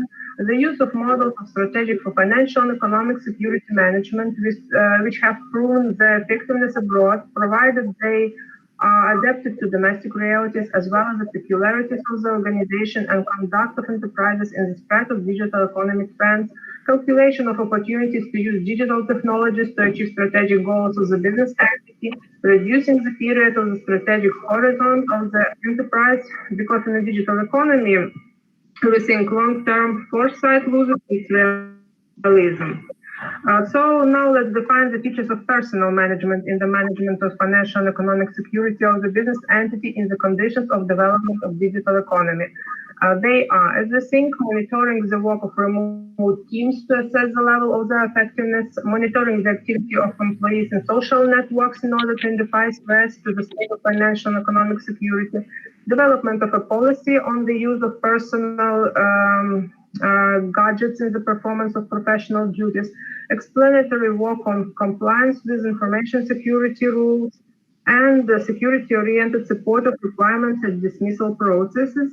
And also they work with the staff who have access to information that constitutes trade secret to prevent the risk of its disclosure or use to satisfy personal interests, formation of security-oriented personal policy of the enterprise, formation of catalog of personal risks, and providing top management with proposals to avoid them or counteract their negative consequences, organization of staff training in the rules of digital literacy, initiation of measures to develop the human resources of the enterprise, and the formation of a permanent personal reserve to ensure the continuous operation of the enterprise. Now we move to define features of project management in management of financial and economic security of the business entity in the conditions of development of digital economy. They are ensuring the possibility of implementing all stages of the project in a digital field that has an appropriate level of protection against interference, for example, against cyber attacks, formation of alternative management projects of various components of the complex system of financial and economic security, use various tools and technologies of project management to counteract the impact of negative factors of the state of financial and economic security, prevention of the impact of digital threats on the project implementation processes, assessment of the level of impact of project that the top management of the enterprise plans to implement on the state of its financial and economic security. And now let's talk about the peculiarities of risk management in the management of financial and economic security of business entity in the development of the digital economy. They are formation of risk maps with separation of the category of digital risks and assessment probability of their occurrence and calculation of possible consequences for the level of financial and economic security of the enterprise, automation of the risk management processes, the need for risk management of each business processes, application of the principle of involving each employee in the risk management processes, giving priority to the management of information risks of the entity over the other types of risk. Peculiarities of risk management in the management of financial and economic security on the business entity in the development of digital economy are the following: formation of risk maps, the separation category, and because of that we need some time and some space for accessing the level of risk. So we propose the table you see on your screen. We offer to evaluate the effectiveness of financial and economic security management information and analytical support. And in table 1, you can see the parameters which we propose for assessing the level of effectiveness of financial and economic security management of the entity. I won't read them, all of you can see that they have their short names, like complexity of asset management AP, level of achievement of safety targets ST, and so on and so forth. And on the next slide, you can see the formula for calculating the level of effectiveness of management. Since the effectiveness of management is difficult to formalize mathematically, we use the expert method and Fishburne scales. 5 experts from top management of economic entities of different types were involved in the process of calculating the share of intermediate indicators of the level of financial and economic security in the final indicator, and you see this final indicator of your screen. The next table, you will see it very soon. Next table shows the weight coefficients for each parameter we proposed on the previous table. And the next slide shows us at last the formula for calculating the level of efficiency of financial and economic security management. It will look like, next slide, please, if you can help me. Yes, here it is, the formula. a long one, and you see in it we use all the indicators from the table 1. And as a conclusion, let me say that to ensure the maximum level of financial and economic security, employees must have a high level of digital literacy, because in the context of digitalization, most of their professional responsibilities will be related in one way or another to the use of digital technologies. The issue of using personal gadgets by employees in the performance of their duties remains a problem for domestic enterprises. First of all, this fact reduces the level of efficiency of working time. There is also an increasing likelihood of theft of information constituting a trade secret and its transmission through personal communication devices. And that's why financial and economic security professionals need to join forces with human resources and its departments to organize comprehensive protection of corporate resources from external and internal interference in order to meet the personal goals of the violator other than the interest of the business entity and its owners. And as the last one, construction and adjustment of the mechanism of affecting functions of complex systems of maintenance of economic security of the modern enterprises capable to counteract the risks of digital economy should become realized at the level of top management of companies, a strategic ask of their further security-oriented development. Thank you for your attention. Sorry for some technical aspects. Thank you very much. Thank you, dear Natalia. As I understood, this is your methodological basis, maybe of your scientific work, of your scientific investigation. Any of our participants would like to make some remarks according to this report? With the permission of the chair, I would like to ask something. Yeah. Yeah, the professor has used some mathematical components regarding the development of a table and calculation of the strategic analysis. So I am just simply asking that why you have not used the fuzzy tools to evaluate the respective methodology that you adopted. I think fuzzy tools is competent enough for the decision-making process.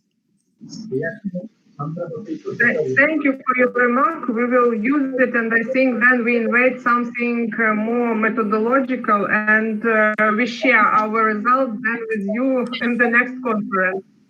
Sure. And even then, I would like to use your table. If you share the table, definitely I would like to use the tools of fuzzy to evaluate and develop some intelligent systems. I will be glad and honored. Thank you. Okay. Okay. Thanks, Professor. Thanks. Thank you. Thank you very much. Any remarks else? Okay. Let's continue then.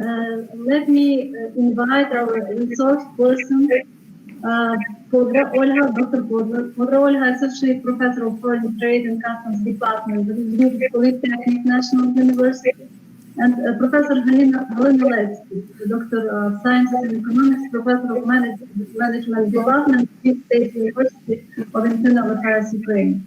And also, Chairperson maybe Lilia would like to add something about our colleagues. Good afternoon.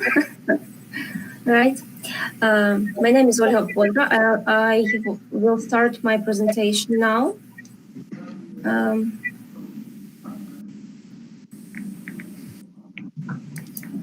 Can you see my presentation? No? Not yet. Not yet. Okay.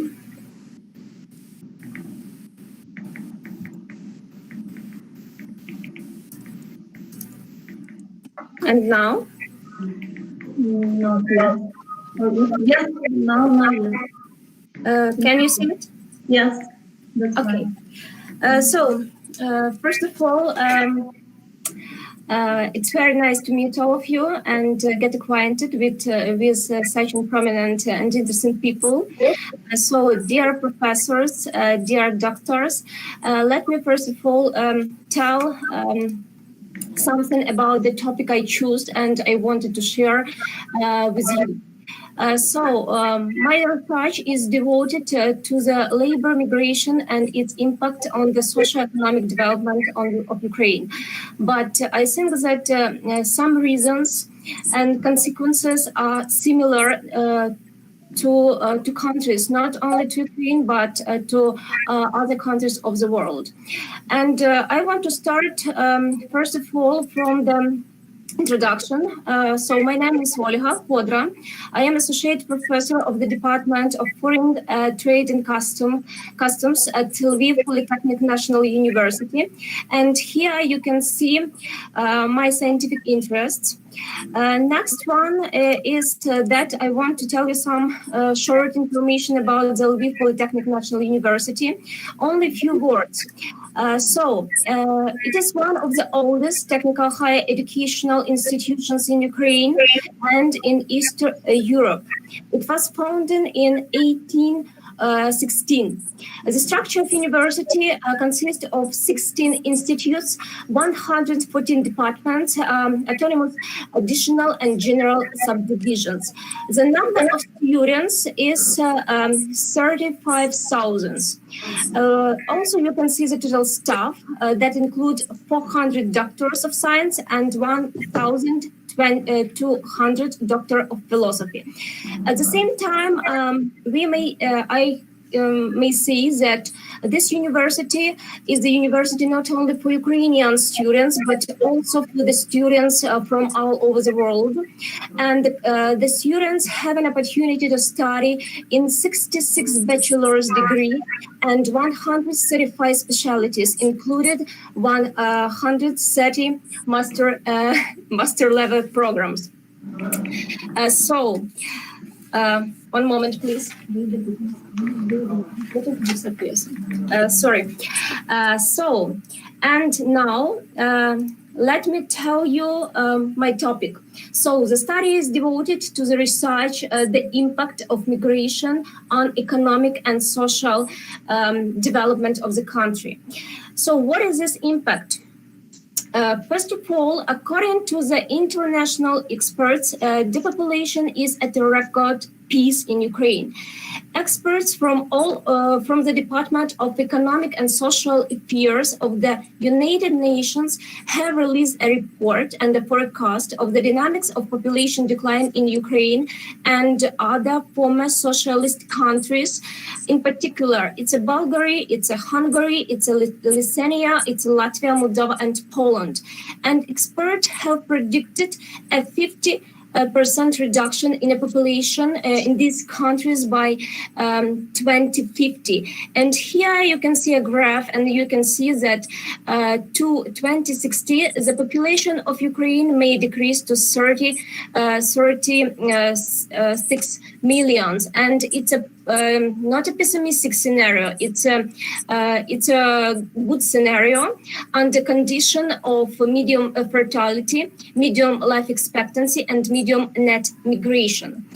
Labor migration, which has become a major threat to national security, economic development, and human capital development, is considered to be the main cause of today's rapid population decline. What is the volume of Ukrainian migration? It's necessary to say that there is no accurate data of the volume, structure, and the directions of migration in Ukraine. And experts estimate the volume of labor migration in 5-7% of the working population. According to the migration report of the United Nations Organization Special Commission for 2017, the number of migrant workers is 5.89 million. According to the Center of Economic Strategy Research, this number is 6.3 million people who left Ukraine and didn't return. According to the Expand Insider, the number of Ukrainian migrants abroad is 8 million people. Let's talk about the countries which receive Ukrainians. And Eurostat official data shows that in 2018, Ukraine became a leader among other countries of the world by the number of persons who have received resident permit in European Union countries. It's about 16% of all applications for the residence permit in European country.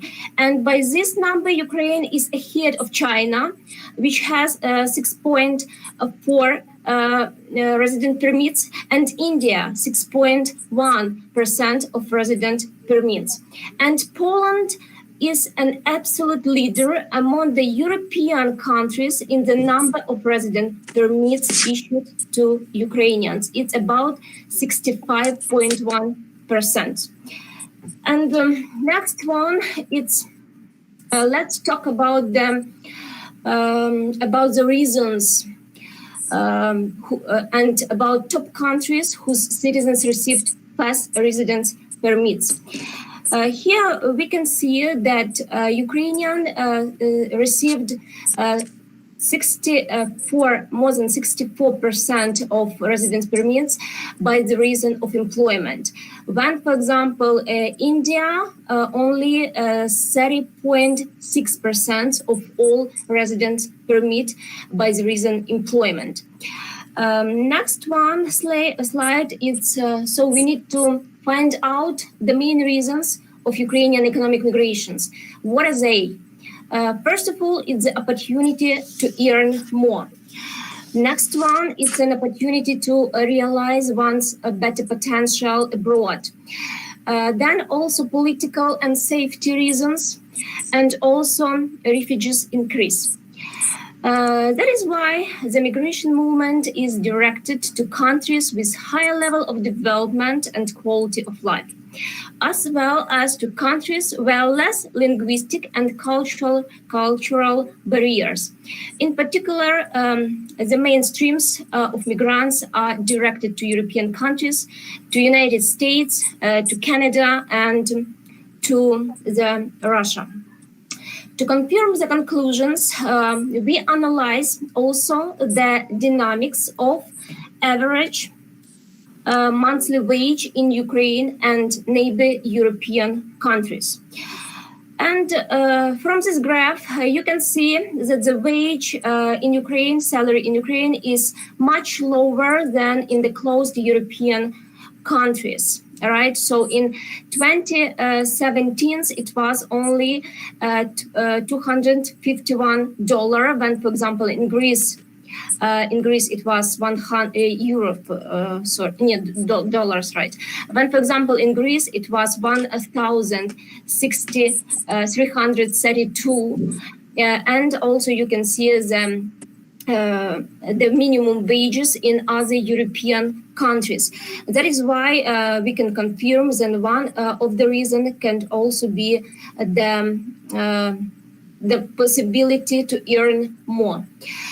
Also, there was a sociological research held in Ukraine, and Ukrainians were asked to answer the question about the intentions to go to work abroad and about the experience of labor migration of both personal and family members. And on this graph, you may see that all these numbers or all these graphs are increased. For example, people who have labor migration experience increased, and in 2018, it was 25% of the whole population.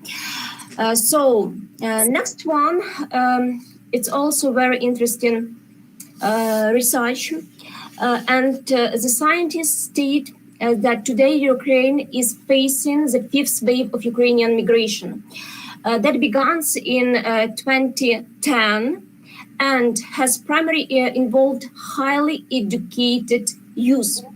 Such migration is response to numerous global and national challenges for social economic development. And when you look at this graph, you may see that A slow increase in the number of students studying abroad was during 2008 to 2013. But since 2014, this process has accelerated significantly, and in 2018, the number of students studying abroad has increased in 5 times. And there are some reasons why we have such a situation, and let's talk about them. First of all, it's a visa liberalization with European Union. Next one, it's a promotion of study abroad that is held by foreign higher education institutions and intermediary firms in Ukraine. The existing programs of dual diploma in domestic higher education institutions, then general opinion of the population about the higher quality and living conditions in European countries, and also one of the reasons is the problem with employment in domestic labor market. And also, I want to tell you a few words about some sociological research that was held in 2 universities. For example, first university was Kyiv Polytechnical Institute, and the next one is Lviv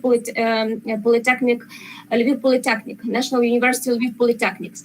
And the scientists received such a data that about 70% of the respondents expressed a desire to study abroad, and more than 70%, about 80% of the respondents expressed a desire to work abroad. So Ukraine needs to think about these numbers. And also, let's talk about the effects of migration. So the first effect for Ukraine is that foreign money transfer of migrants in 2018 was estimated by the National Bank of Ukraine at approximately 11 billion, or it is about 10% of country's GPD, gross domestic product. And here on this graph, you may see the dynamics of foreign money transfers of migrants during 2007, then 2018. And next one, it's let's investigate the negative effects of labor migration increase. First of all, it's outflow of labor resources abroad can lead to the high inflation and economic growth slowdown. Then it's the lack of skilled workers and the demographic problem. So when we're talking about the lack of skilled workers, Ukrainian interpreters are already complaining about the lack of skilled workers.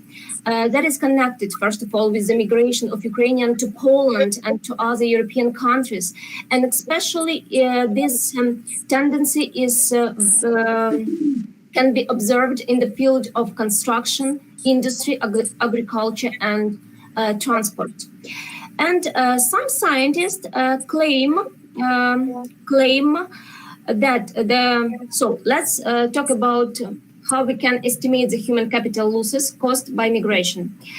And first of all, I want to tell that some scientists keep in mind that human capital of the country is 10 times bigger than country's gross domestic product, according to the purchasing power parity. In 2018, gross domestic product per capita, according to the purchasing power parity in Ukraine, was about $8,000. And according to the hypothesis of some scientists, it can be stated that the average cost of one Ukrainian who is an owner of human capital is about $80,000. And one working Ukrainian creates 8,000 GDP. If he immigrates, it means that it is logical that the country loses that amount. And if in Ukraine, if in 2018 the number of persons who received the resident permit in European countries was 527,000 right people, then the potential current losses of GDP from their immigration for the last year, for the not last, but for the 2018 year, could be hypothetically amounted as $2.5 billion, or more than 4% of the country's GDP. But here we are talking only about official data of received residence permits. But when we're talking about the whole volumes of Ukrainian migration that experts estimates in number of from 6 to 8 million people, so we can see that this amount of GDP losses will be much more bigger. So at the same time, for example, the profit to Poland that issued to Ukrainians a number of resident permits can hypothetically be calculated about us 7 billion. And this because of that reason that human capital in Poland is twice expensive. So when we compare the benefits from this migration, we may conclude that Poland will receive more effect from Ukrainian migrants than Ukraine, who loses its residents. So thank you for attention. It's in short about my research, and I hope that it was interesting. Thank you, dear Olga, for your wonderful presentation. It was really urgent problems for Ukraine. Labor migration is really urgent problem. And every day we think about it. And you made very important conclusion concerning the percentage of losses of GDP of labor migration and how we consider a very important and basic investigation. Thank you for your presentation. Dear colleagues, maybe some remarks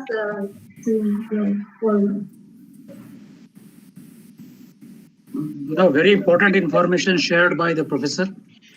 It's very valuable information, and that I think that should not be calculated on the basis of this country only.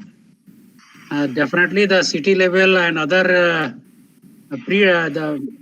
the Asian nations are also suffering such kind of huge losses due to this immigration, as we have observed from your data that you have shared. Very nice presentation you have given, Professor. Thanks a lot. You're welcome. I hope it was interesting and it was useful. Yeah. Definitely. Any other remarks? Professor Tan, you want to say something? Okay. Continue. Let's continue. So, let me invite the resource person, Professor Miski Valena, Doctor of Science Economics, Professor, Head of Finance and Accounting Department, Lviv State University of Internal Affairs, and Nazari Grigoreshin, also from Lviv State University. And let me invite Chairperson, Professor Subramania Brat, Principal, Lomi Vivekananda. Good evening. Good evening for everybody. We start our presentation right now, but I want to say a couple of words. My great wishes for all members of conference, and I thank you for invitation us for this great conference. We would like to present our receipt, the structure of monetary threats in the contents of economic security. And I prepared this presentation with my associate postgraduate students of departments of economics and economic security, Grigoreshin and Nazari. And we will start. Please a second. Наступний. In the receipt, we examined economic security through the prism of monetary threats. We believe that the most important component of economic security for society is financial security because its violation is most visible for the population. However, within financial security, the monetary system needs the most attention because that create a number of threats and form monetary security of the state. First of all, we will define the concept of threats of the monetary system. The threats of the monetary system to the state's economic security are facts of negative monetary influence that direct their action to other components of the national economy. Next, please. All threats that arise in the monetary system were grouped by areas of origin into monetary, banking, investment, and institutional threats. We will try to describe all this group on the next slide. The group of monetary threats arise in the monetary system and includes NBO's direct regulation indicators which got out of control. All the list of monetary threats you can see on the slide, but to save time, I select the main of them. To my mind, it is price instability, the sharp depreciation of the hryvnia, a growing rate of inflation, a sharp change of the exchange rate, and excessive dollarization of the economy. The next group of threats is banking threats. This group arises in the activities of the banking institutions and covers negative indicators, occasions, and processes which are not regulated by banks.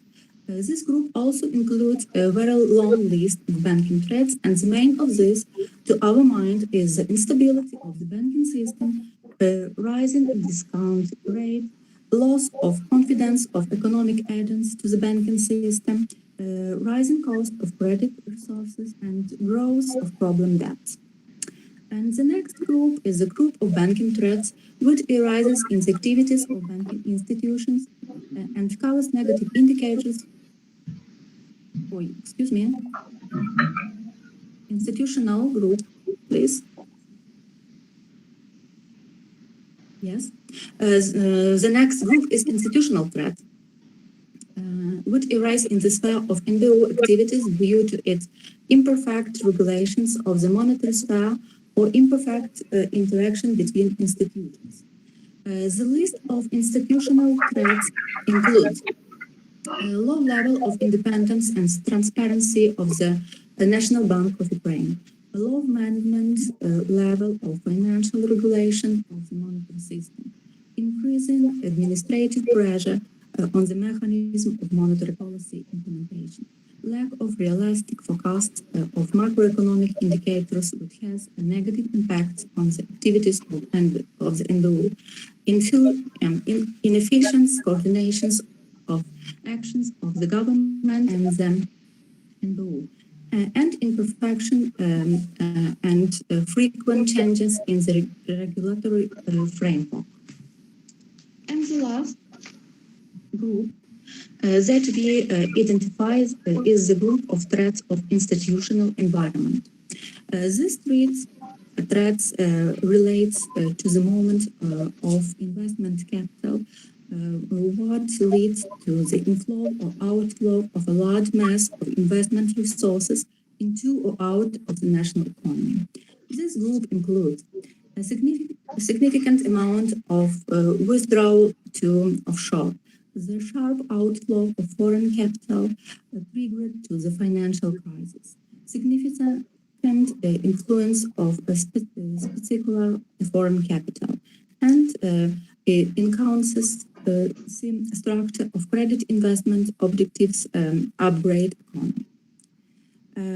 Based on the indicators of all four groups, we founded matrices for assessing monetary threats group for 2010, 2015, and 2020 years. And each threat was assigned a certain number of points from 0 to 5, where 0 is the lowest threat level and the 5 point is the highest critical threat level. The main result of the study which we received. The average score of all groups in 2020 was 2.25, which is defined as a small level of threats or quite acceptable. The average score in 2010 was 1.99, and the average score in 2015 was 3.7.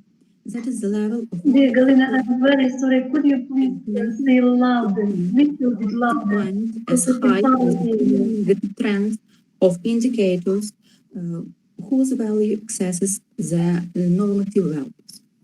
And the second part of our receipt present postgraduate student and my associate Nazar Revolution, and I give words to them. Nazar, please. According to the defined system of monetary threats, in 2020, the biggest monetary threats was from the group of institutional threats, which contain a large share of subjectivism, so-called human factor. It is the transparency of the NBUs, the level of management professionalism coordinating with the government, and the frequency of changes in legislation. These are the threats that can be increased or minimized depending on the level of officials' professionalism of monetary institutions. And in this group, we see the greatest threat at the end of 2020. The lowest score, according to our estimate, 1.63, was received by the group of monetary threats, which accordingly forms the lowest level of monetary threats. This is a group of threats that are directly exposed to the NBU's regulatory activities and which were successfully minimized at the end of 2020, which indicators the effectiveness of monetary policy. It should be noted that according to the evaluation criteria points, none of the selected groups at the end of 2020 shall not have a high or critical levels of the threats to economic security. The average score for all threats groups was 2.25, which is defined as a low level of threats or quite acceptable. However, which in each group present threat of high level, estimated at 4 points. In particular, in the group of monetary threats, it's the excessive dollarization of the economy. Among of the banking threats are the growth of bad debts, deficit of domestic, medium and long-term credit resources, the lack of long-term lending to the economy. In the group of investment threats, this is a significant amount of withdrawal of funds in the offshore. The threats are high risk and their dynamics does not show a downward trend. The situation with the level of monetary threats was much worse at the end of 2015. The average score for all groups of threats was 3.7, what is defined as a high threats level, which clear negative trends of indicators in the reporting period, the values of which exceeded the normative values.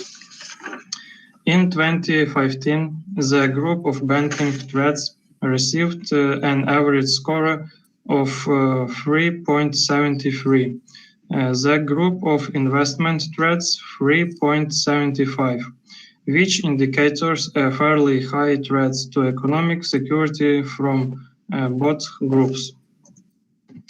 The assessment of the level of monetary threats at the end of 2010 showed that the average score for the four groups was 1.99, which is lower than the estimated average score for 2020.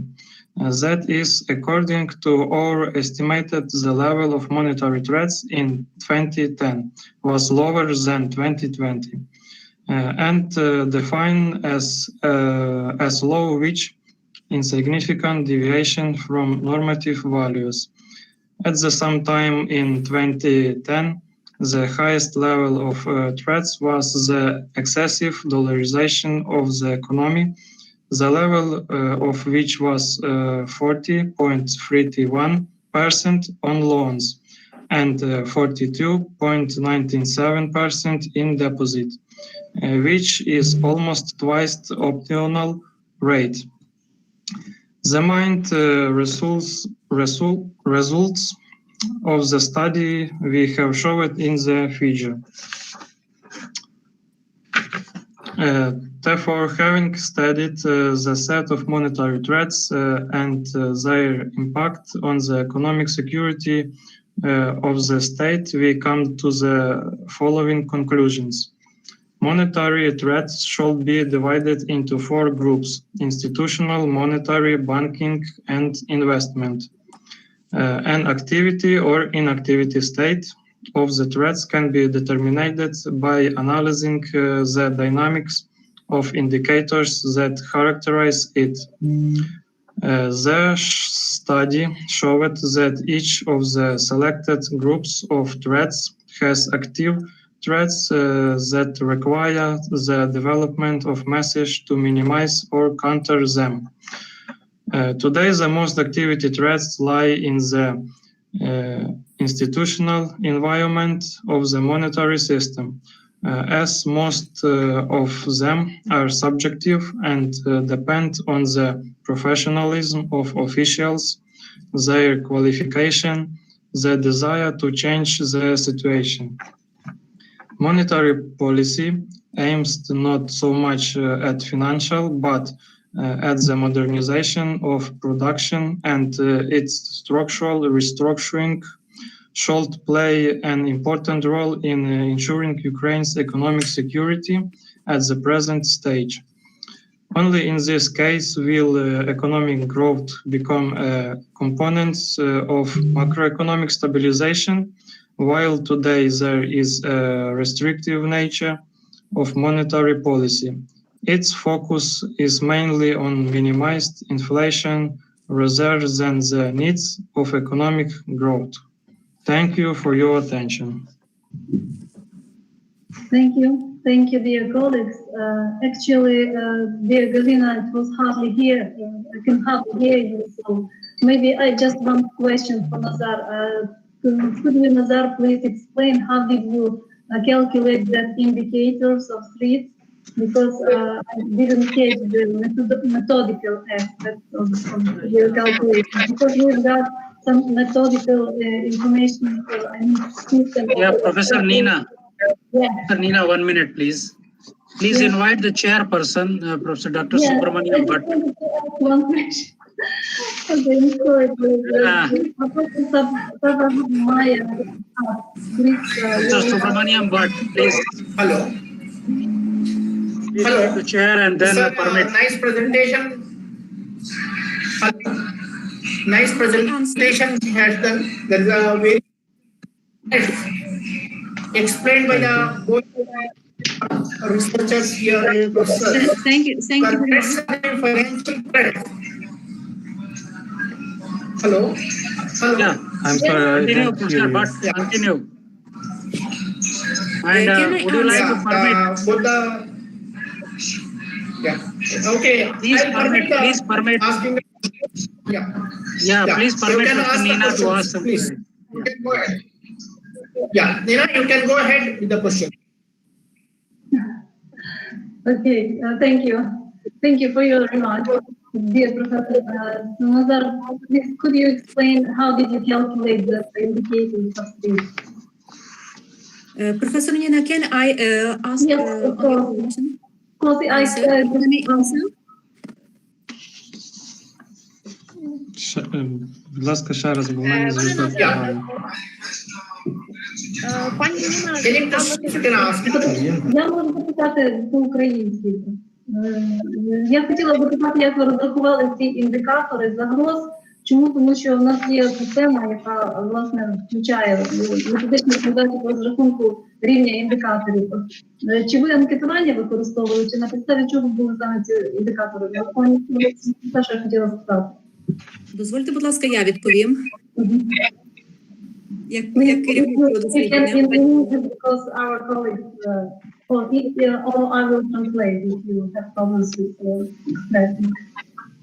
Якщо є, ви можете на українській, я допоможу перекладати. Пані Ніна, дозвольте, я відповім. Так, пані Галина. Не чути? On our when we count our indicators, we based on the indicators of National Bank of Ukraine and Ministry of Finance of Ukraine, and based on those indicators, main indicators of our financial system, monetary system, we can account all these indicators and account all this score to these indicators. Okay, thank you. Okay. Thank you. After conference, we will discuss about it. Thank you very much, dear colleagues, for your report. Really, would you like to say something, dear Professor Pankaj? Professor Subramaniam, but your comments are required as you are the chairperson of the Yeah, okay. Yeah. Here I want to add there is a threats, financial threats. She has mentioned, both the authors are mentioned, both the researchers are mentioned. Nicely they presented, which are the Ukraine, the same threats we are facing in the India also. There's all the financial threats which are they studied thoroughly and presented the paper, systematically they presented the paper, and conclusion also they drawn wonderfully. That I congratulate both of them. Thank you. These are my concluding remarks for the paper. Thanks, but sir, I think now the convener should go ahead with the as per the program schedule. Yeah, thank you. Let me invite our next resource person, Professor Svetlana Vasilchev, Doctor in Sciences of Economics, Professor of Economics of Economic Security Department, Lviv State University of Internal Affairs, Ukraine, and also Professor Buryak Zoryana, Doctor of Science. Burek, sorry. Yes, you are here. We are very glad to see you here. And chairperson, if there is Lilia, if not, then I will conduct. So may I request? So we should request Professor Bhatt to continue as a chairperson. Our chairperson is Kukharska, but Professor Bhatt, we may request you to continue as a chairperson, as Lilia is not available. Yes, sir, I can agree, sir. You can proceed. Okay. Please, you can. Okay, Professor Yes, Bhatt will chair the session. Yeah. Thank Please, you. you can proceed. Okay. Thank you. Не можу включити екран.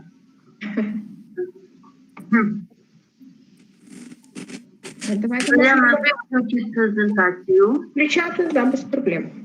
А ну, включити презентацію. One second. Так, one half. А ну, включити презентацію. Зараз, зараз спробую. Вікно. Я теж не можу. Якщо воно тут в Google Meet включається. Зараз, one second. Так, вкладка.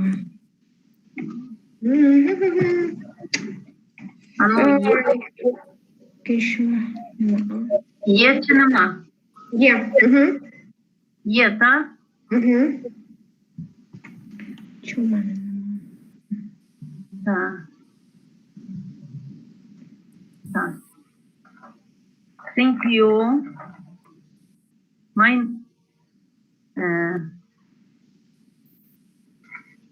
presentation, model of agricultural development as food security of the context.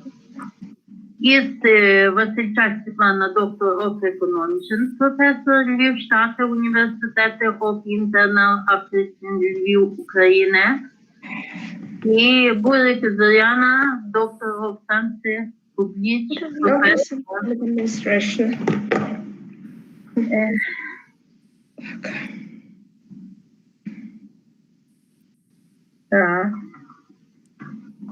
Given the sustainable development goals by 2030, it has been identified that one of the world's challenges is food security and the development of the agricultural sector.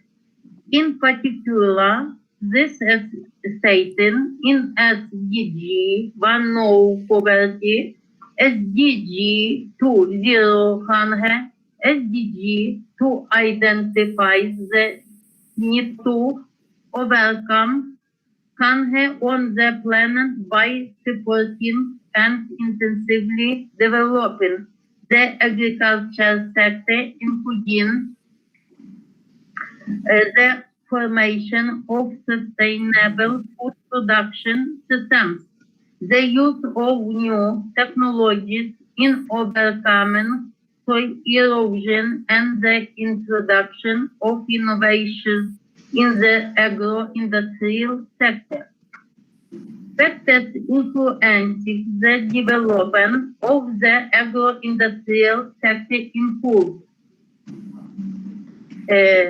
climatic conditions, development and stability of this sector in the country, the availability of technology for the development of agro-industrial sector, the degree of cooperation and clustering of the industry and others. It is important to build consensual models of agricultural development, as well as means of agricultural development in individual state territories. The purpose of the article is to analyze the development of agriculture in the EU, the choice of criteria for the formation of for the development of agriculture in individual countries, and to identify patterns of development of agricultural sector of individual countries.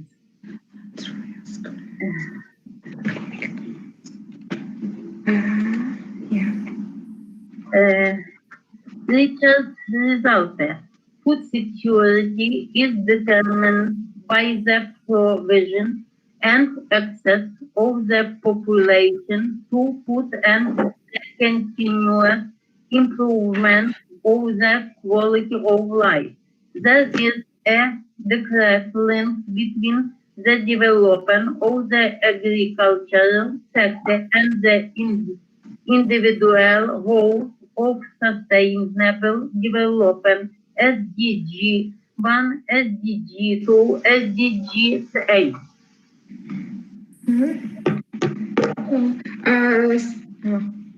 A correlation between the goals of sustainable development and growth of the agro-industrial sector. Goal features of implementation in the agro-industrial sector. Goal 1, no poverty. Overcoming poverty are the to development of the agricultural sector, providing the population with food, increasing the economic development of individual states. Goal 2, zero hunger, improving the efficiency of the agro-industrial sector, intensifying activities in the agro-industrial complex, intensifying the cultivation of animals and plants. Goal 8, decent birth and economic growth, improving the level of welfare and social state of the population, the development of the same. Secure first session. Now my colleague, Professor Diana Wolf, can see the report. Світлана Васильівна, можете залишити презентацію, бо я чомусь не можу вмикнути. Будь ласка, давайте the next slide, please. In our research, we analyzing the dynamics of these indicators, the Global Food Security Index, in the state index, GDP, gross development products in $1 billion, population in million people, and land area in square kilometers. And also economic accounts for agricultural wealth at current prices for the European countries, East and West European countries. Also economic accounts for agricultural values at current prices. It can be large sown areas are not always the engine of agricultural development and food security. The next slide, please. For example, Finland, Switzerland, Sweden, and Norway, as well as Austria and the Netherlands, have a high level for of food security, but not so big area of the land. The next slide, please. Taking into account the tendencies and analysis of the development of the agricultural sector, it can be generalized that the states applied extensive and intensive models of development of the agricultural sector. We can see this on the table about the country. For example, Ukraine, GDP and the global food security and their land area. And for example, Italy, the Italy's land area is smaller than Ukraine, but GDP is the more biggest, and the global security index is higher. And the next slide, please. Next slide. Reducing the sown area of agricultural products and food security is not an effective model of agricultural production. A more efficient option is to technologicalize production without significantly expanding sown areas, increasing agricultural production and meeting the needs of the population. The next slide, please. We research multi-factor analysis between indicators, which is on the table. And we can see a result of this analysis in the model, the Global Food Security model of this analysis. The empirical regression coefficient and NB are only estimate of the theoretical coefficient BI, and the equation itself reflects only the general trends in the behavior of the variables under consideration. The next slide, please. Yeah. The next, наступний. Останній вже. Okay. And the results of our research, according to the result of the research, a high degree of correlation between the capacity of the agricultural sector and the level of food security in the country has been proved. It is established that the level of food security and development of the agriculture sector is significantly influenced by the economic level on the state development of the countries, indicate the use of an intensive, not extensive, but intensive model of agriculture sector development, and to a lesser extent the territory owned by the state. Thank you very much.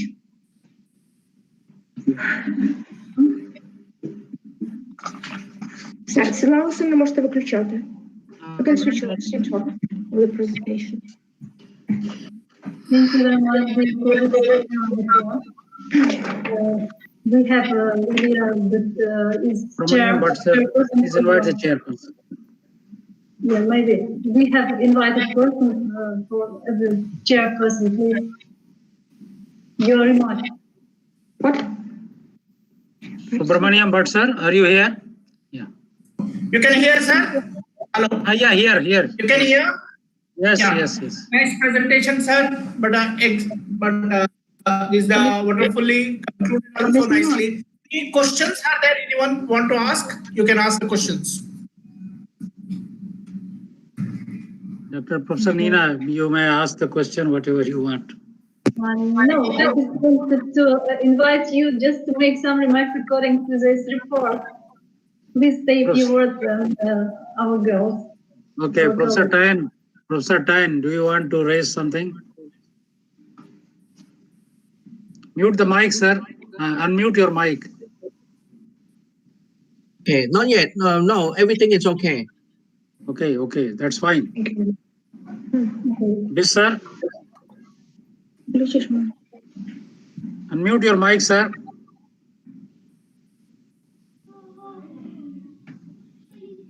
Okay with me. Please go ahead. Okay. I think there are no questions, sir. Srivastava, sir, your papers are the good papers this time. And earlier also there were good papers. But even with the Google Meet, in the digital mode, we are conducting the international seminar. They're wonderfully, and you are handling this. And all the participants are actively here. They are listening. They are from India and abroad. These are the good papers. I congratulate you, sir. Any more papers are there today's sessions now? Only two. I think two more papers are there. Two more papers are there. Only Okay. two more. Okay. Yeah, we can proceed for that. Please, we can proceed. Okay. Yeah. Next presenter can present the paper. Yeah. Professor Nina, please. Yeah, thank you very much. Continue. Thank you for your remarks, dear professor. Колеги, дякую. Гарно, ваша доповідь дуже гарна була. Let me invite the resource person for our next colleagues, Dr. Inna Vysotska and Dr. Natalia Cheplak from Lviv State University of International Affairs. And also maybe we would ask someone from our colleagues to be a chairperson. Maybe Susan or... Good afternoon, dear colleagues. Do you can listen me? Yes. We invite you to listen to a report on the topic corruption as a threat to the economic development. The report is completed Inna Vysotska, Natalia Cheplak, Oksana Nagirna. One of the safest threats to the existence of the Ukrainian state is the recognization by international and domestic experts as corruption that permeates the entire power vertical. Corruption undermines human fails to justice, dignity, and law. However, corruption has not only negative social effects, it also hinders economic development, has negative financial effects for citizens, companions, and the state as well. Next slide, please. In the World Corruption Perception Index for 2090, Ukraine received 30 points out of 100 possible, taking 126th place out of 180 countries together with Mali, Malawi, and Liberia. This is an acceptably low figure for a large European country with a population of 45 million, which is Ukraine. Its level is corruption stresses Ukrainian political and economic stability. Ukraine is not the only country that has faced this shameful phenomenon. There is still no country in the world completely free of corruption. According to the UN report, the world economy lost 2.6 trillion annually due to corruption. This is more than 5% of a global GDP. The annual amount of bribes worldwide is $1 trillion. Next slide. Among the neighboring countries, Ukraine has the best indicator only for Russia. All neighboring countries, including Moldova, which has 32 points, are less corruption perception index than Ukraine. Next slide, please. The level of corruption is not important. Its effects are important. The negative effects of corruption are manifested in the social, law enforcement, judicial, and economic system. The impact of corruption on the economy is especially dangerous. Corruption slows down a country's economic growth, make its citizens poor and less productive, and hinder business development. The biggest negative effects of corruption in the economy are as follows. Example of the shadow economy, violation of competitive market mechanisms, insufficient use of budget funds, derision of the investment climate. Corruption has a generalizing effect on economic growth. To obtain reliable data, we will conduct econometrical assessments of the descendants of GDP growth on the level of perception of corruption. The analysis for the period from 2012 to 2019 shows that there is any well-line relation between these indicators. The GDP growth rate of 46.5% perceptions the level of perceptions of corruption. My colleague Natalia Chaplak will continue to tell you about the negative impact of corruption. Please, Natalia. Thank you, Inna Borisovna. Good afternoon, dear colleague. Let's examine this in a little more detail. Negative consequence of corruption in the economy. First of all, next slide, please. First of all, corruption contributes to the level of the shadow economy. The shadow economy has negative consequence for the state. Lack of tax revenues, reduction of state budget expenditures, exacerbation of social problems, assessment of dependence of the level of the shadow economy. A corruption index showed that the inverse relationship between the values evidenced in a level of the correction 0.7. Next slide, please. I would like to emphasize that in recent years we have seen a decline in the shadow economy. The main reasons for the decline in the shadow economy are achieving relative macroeconomic stabilization and lower inflation, minimize corruption schemes in the gas sector, improving tax administration, including improving business conditions, the effectiveness of process, the shadowing of the economy primarily depends of the ability of the state to create favorable conditions for business and conditions of fair economic competition in the market. Next slide. Thank you. The second negative consequence factors of corruption is violation of competitive market mechanism. The holding of non-transparent public procurement tenders led to the fact that public orders and budget funds were received not by the who were competitive, but by those who could illegally obtain benefits. This leads a decrease in market efficiency and discrediting the ideas of market competition. The state spends about $300 billion hryvnias years in public procurement. Public procurement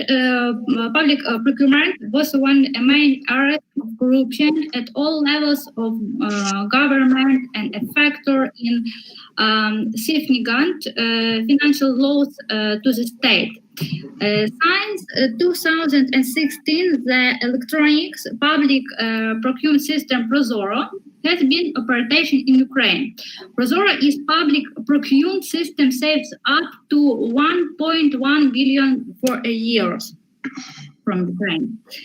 The third effect of corruption for the economy in effective use of budget funds. Corruption negative affects both revenues and expenditures of the state budget. The level of corruption in state increases.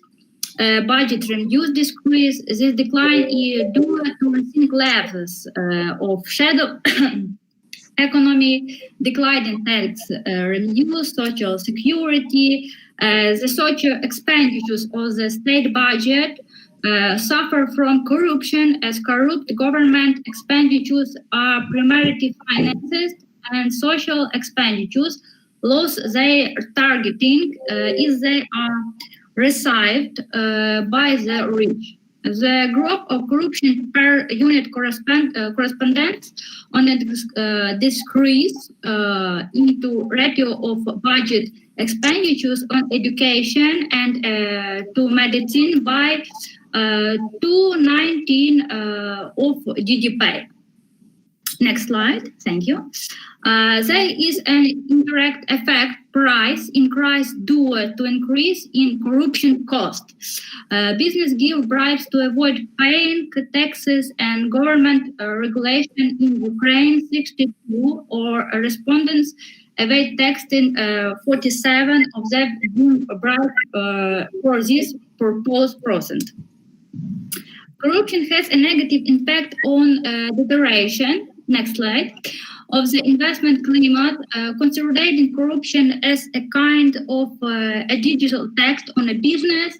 Foreign investors believe that each increase in the rate of this tax by 1% reducer in impact of direct investment in country by 5%.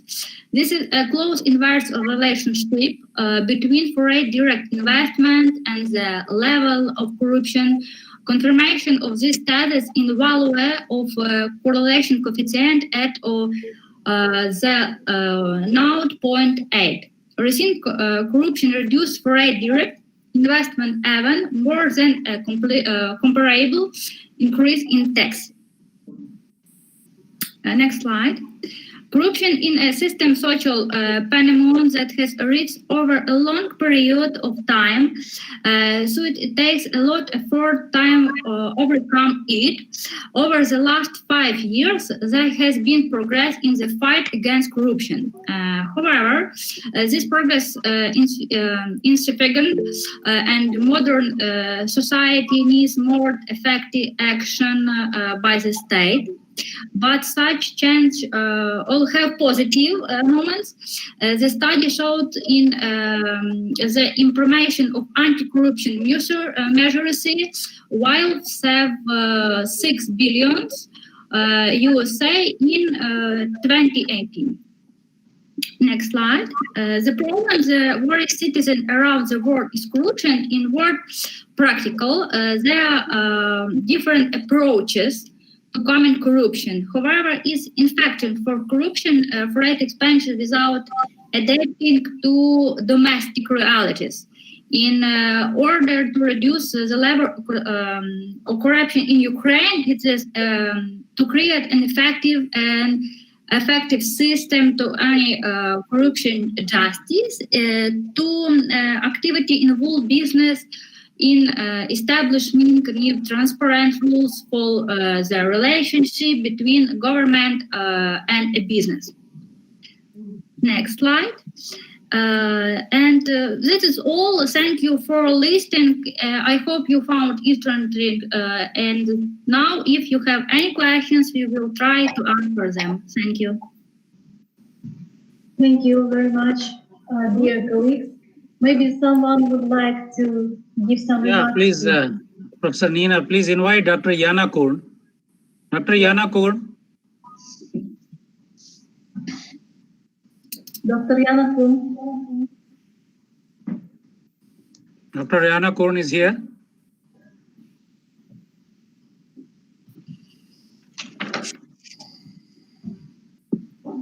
Yeah, I'm here. Hi, Dr. Yana Kurn. Yes. You will have to take the responsibility. I have already shared the message.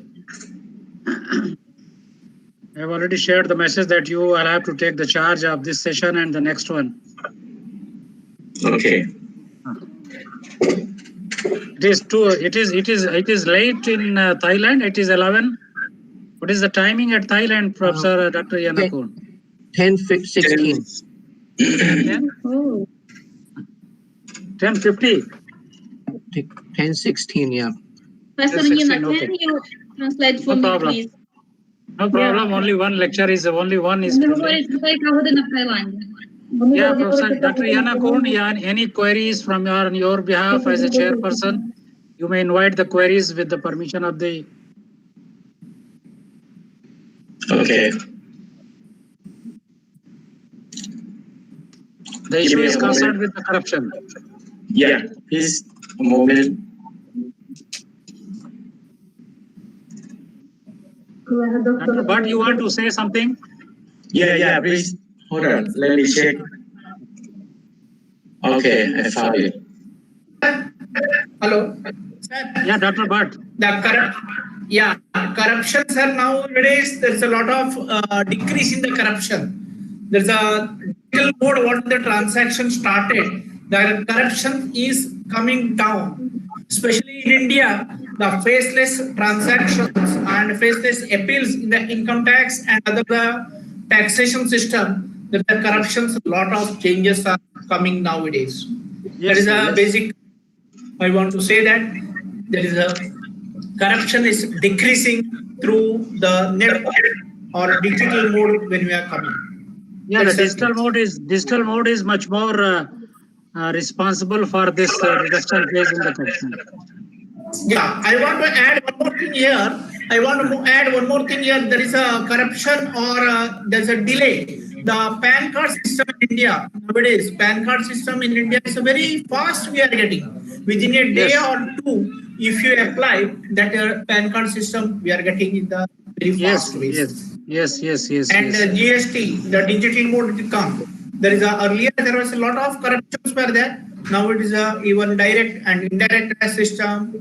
All the systems of government corruption is come down. That is my concluding remark I want to say here. Okay, sir. Okay, Dr. Tan.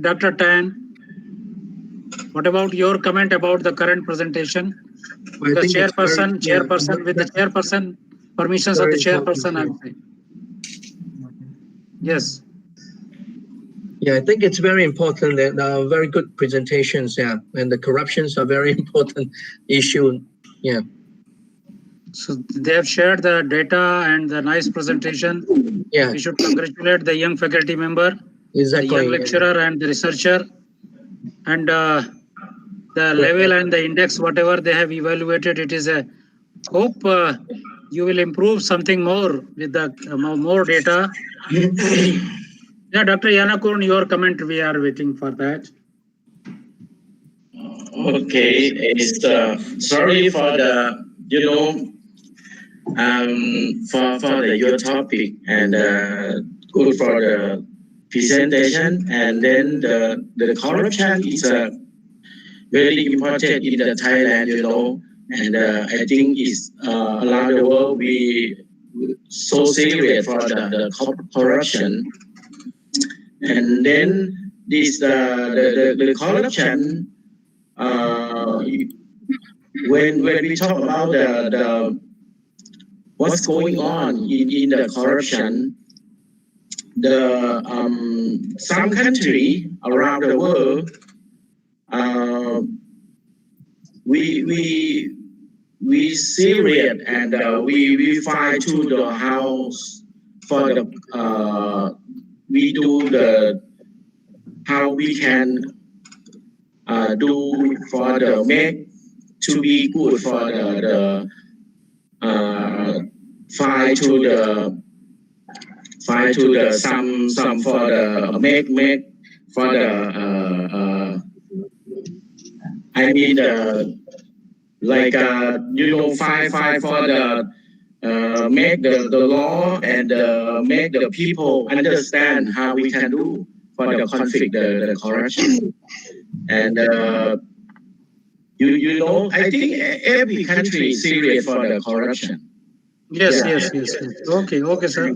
Okay. Professor Nina, please go ahead. And Professor Yanakon will be the chairperson for the next session as well. Okay. Do you mean next session tomorrow? Last, I think the last of the today's session. Okay. Dr. Svetlana. Resource Professor Dr. Rodchenko, Senior Lecturer of Financial and Economic Security, Accounting and Auditing Department, National University of Urban Economy, named by Beketo in Kharkiv, Ukraine. Maria Rodchenko, Kharkiv National University, named by Karazin, Ukraine. Добрий день, слышно всім.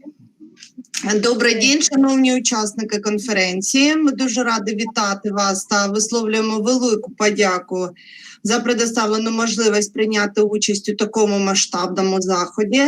Ми вважаємо, що в умовах розвинутого інформаційного суспільства накопичення знань, розгалуження та розвитку різних напрямків наукової діяльності, інтеграція в світовий освітній науковий простір є одним із найважливіших напрямків міжнародного співробітництва. Дозвольте вам презентувати доповідь на тему «Оцінка фінансової безпеки банків в умовах макроекономічної нестабільності».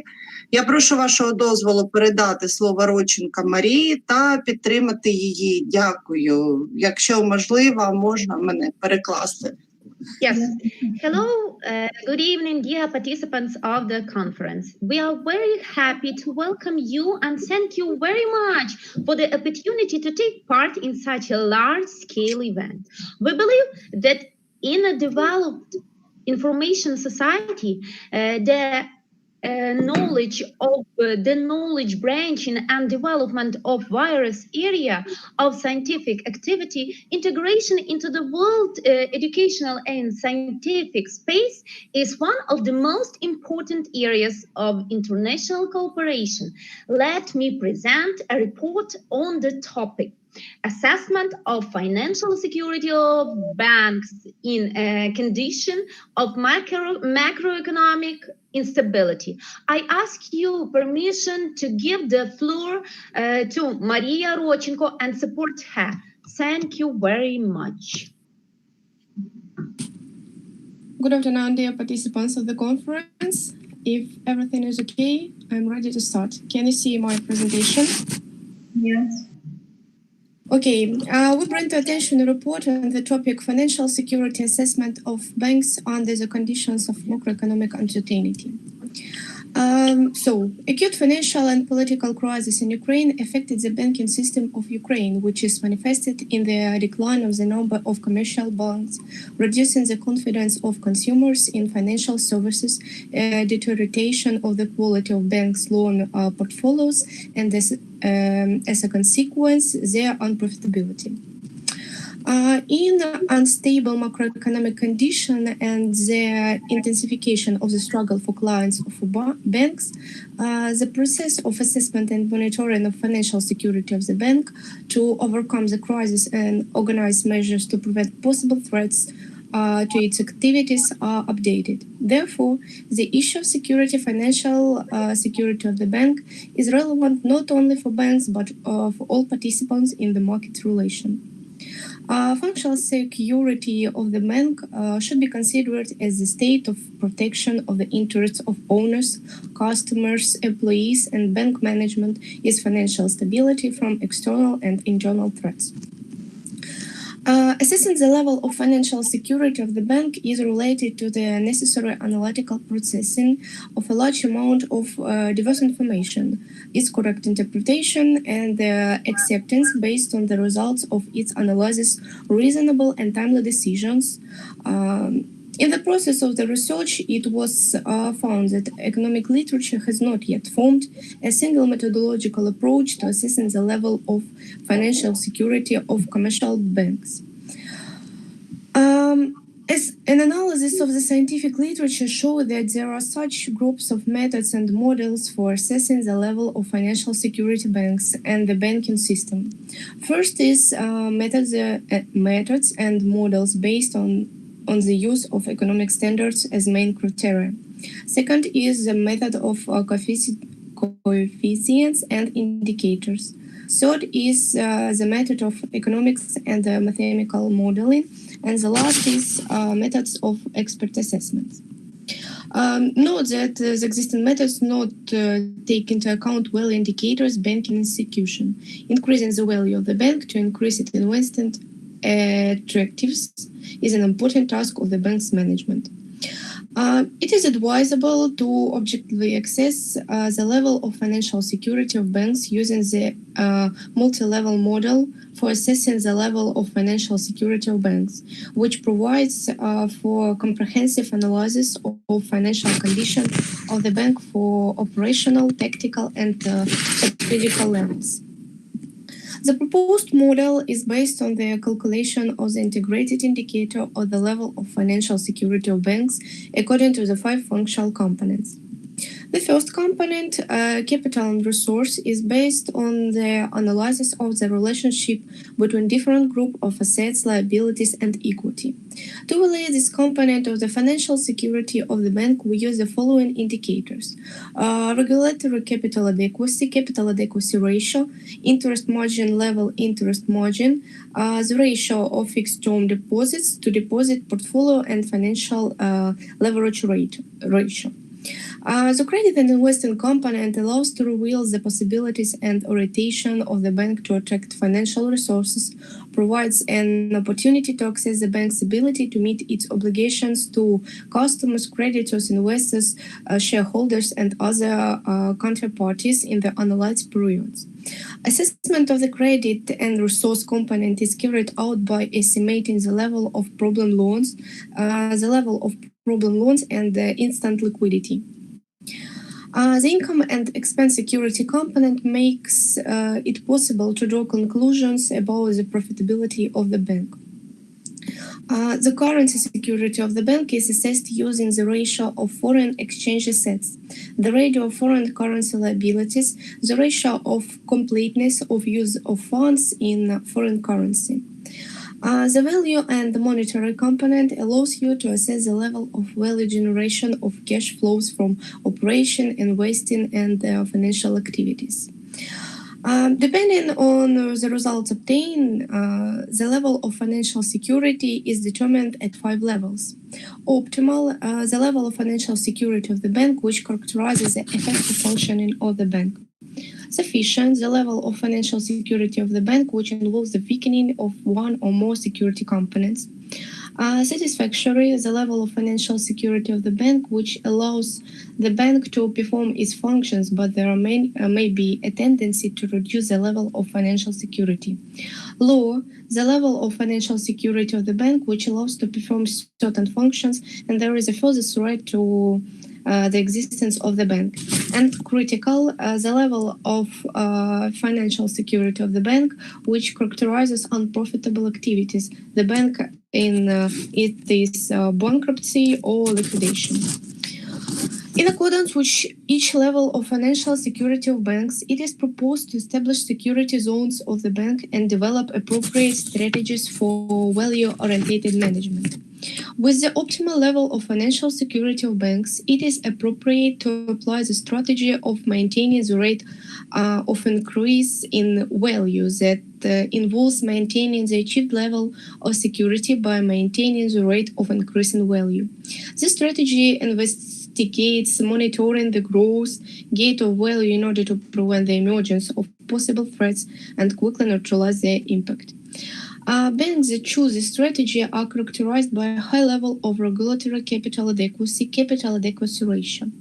To maintain the growth rate of the value, a banking institution must maintain a high level of liquidity and return on assets. When financial security level is sufficient, the strategy of increasing the growth rate of value is aimed at increasing the growth rate of the value of the banking institution. This strategy is chosen by banks that try to maintain a leading position in the market, so they must have a high level of capital component. Regulatory capital adequacy ratio, return on capital, and liquidity provided as the average level of problem loans and interest margins. With satisfactory level of financial security of the bank, the strategy of the target value achievement is aimed at determining and achieving the desired value of banking institution. As a strategy is aimed at achieving the target level of value, the institution needs to mobilize all available resources, which is manifested in a high level of regulatory capital adequacy and ensuring the flexibility of the bank. For rapid orientation of the institution to other activities of the bank, it is necessary to achieve an average quality of return on capital, liquidity, the level of problem loans, and the capital adequacy ratio. With low level of financial security of the bank, the strategy of limited value growth is aimed at ensuring the growth of the value of the banking institution, which is carried out in conditions of limited resources. Ensuring the growth of the bank's value requires the average quality of the capital components, regulatory capital adequacy ratio, return on capital, liquidity. With critical level of financial security of the bank, the strategy of achieving a positive increase in value involves determining the amount of value potential of the bank and the introduction of measure aims at increasing the value of the bank. As the strategy is implemented by banking institutions in crisis, banks with this type of strategy are characterized by low quality of liquidity components, return on capital, high level of problem loans, low interest margin, and average quality of regulatory capital adequacy and ratio.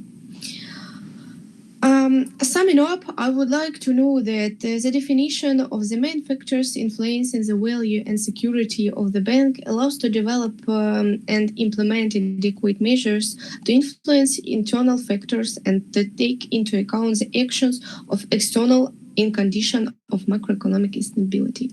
That's all for now. Thanks for your attention.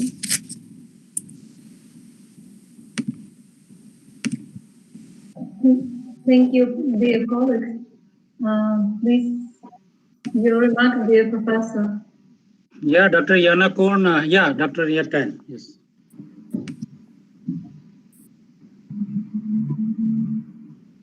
Can I? Yes, Dr. Tan. Yeah, I think it's very interesting, and I see that very suitable to Professor Pankang. You know, the fuzzy logic, and yeah, because you can include the experts waiting, and then you can develop because different indicators. I mean, different level of security from the critical level to the sufficiency to the yeah. You can develop different strategy. Yes. I think the other issue is that once you have developed strategy, it would be very interesting to monitor that are those strategy that we implement really fit into that category. And for example, if you have the sufficiency level and then you have this strategy, and then once you implement the strategy, does it change the does it come back and change the the level, make it better, stronger, better the security?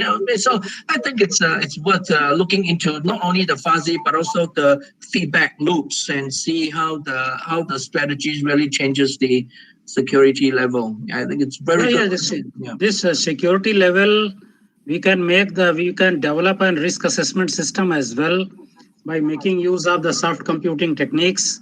Yeah. The levels she has mentioned, the respective presenter has mentioned, the input of the fuzzy definitely will improve this work with a possibility to evaluate the risk assessment feature as well in the security system.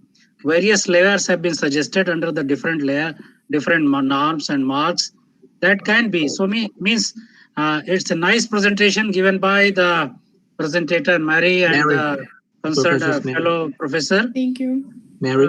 But we are discussing here that your work can be upgraded at the level of the risk assessment development system. We can develop an intelligent system by making use of the fuzzy theory, the fuzzy logic that we popularly use to call it. So means the next level of development is possible in your article as well. We congratulate you for a nice presentation with this valuable suggestion that if you incorporate in your current work the use of the fuzzy techniques, definitely something extraordinary will be developed.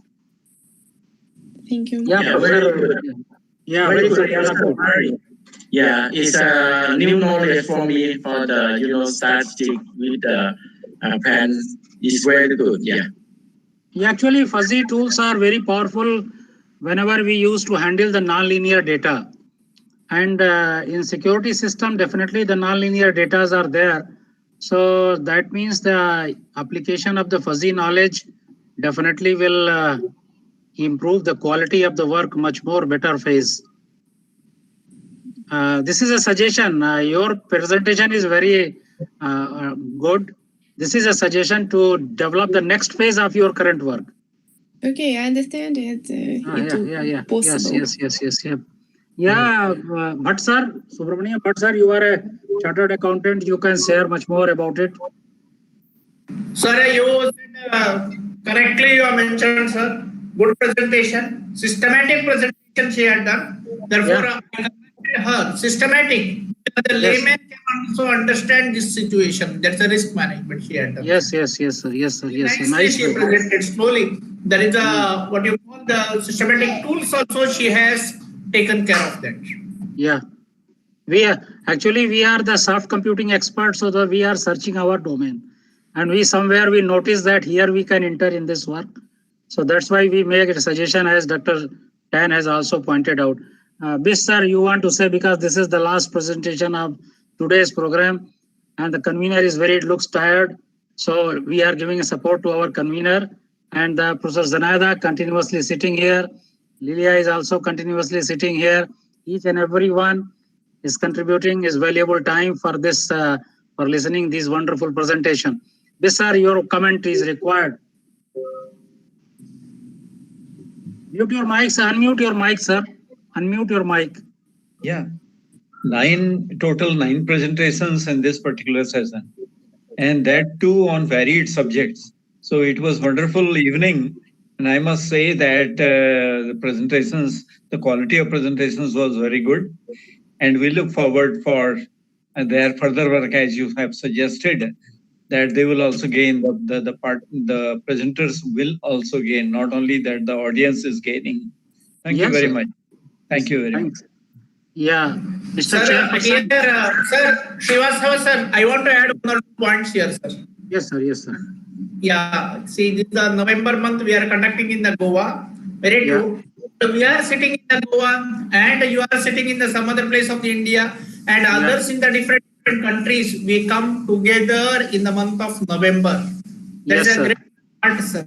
Okay. That's in this pandemic. You have taken the sir and sensor. You have taken all these experts and researchers, professors, take a lot of efforts to come together. That's a great part, sir. Okay. Anyhow, concluding remark, that day I will be there. And today's last paper you mentioned, therefore I want to conclude this much, sir. Yes. Yeah, this is a teamwork. Each and everyone has contributed a lot, and this teamwork is whatever you are seeing. Each and everyone has contributed. Either you are there, or Professor Nina, or Professor Zenaida, Professor Best, Dr. Yana Kohn, Dr. Tan. Each and everyone has contributed, and that's why we all are conducting a nice academic program. Wonderful presentations are shared by the academicians. We have gained a lot about the current domain of work that they are sharing with us. So definitely we appreciate the work, that whatever they have shared with us. We have been enlightened by their knowledge domain, and hope next year we will visit your campus to attend the program with your support. But sir. Yes, sir. Yes, sir. Really, sir. Yes, sir. Yeah.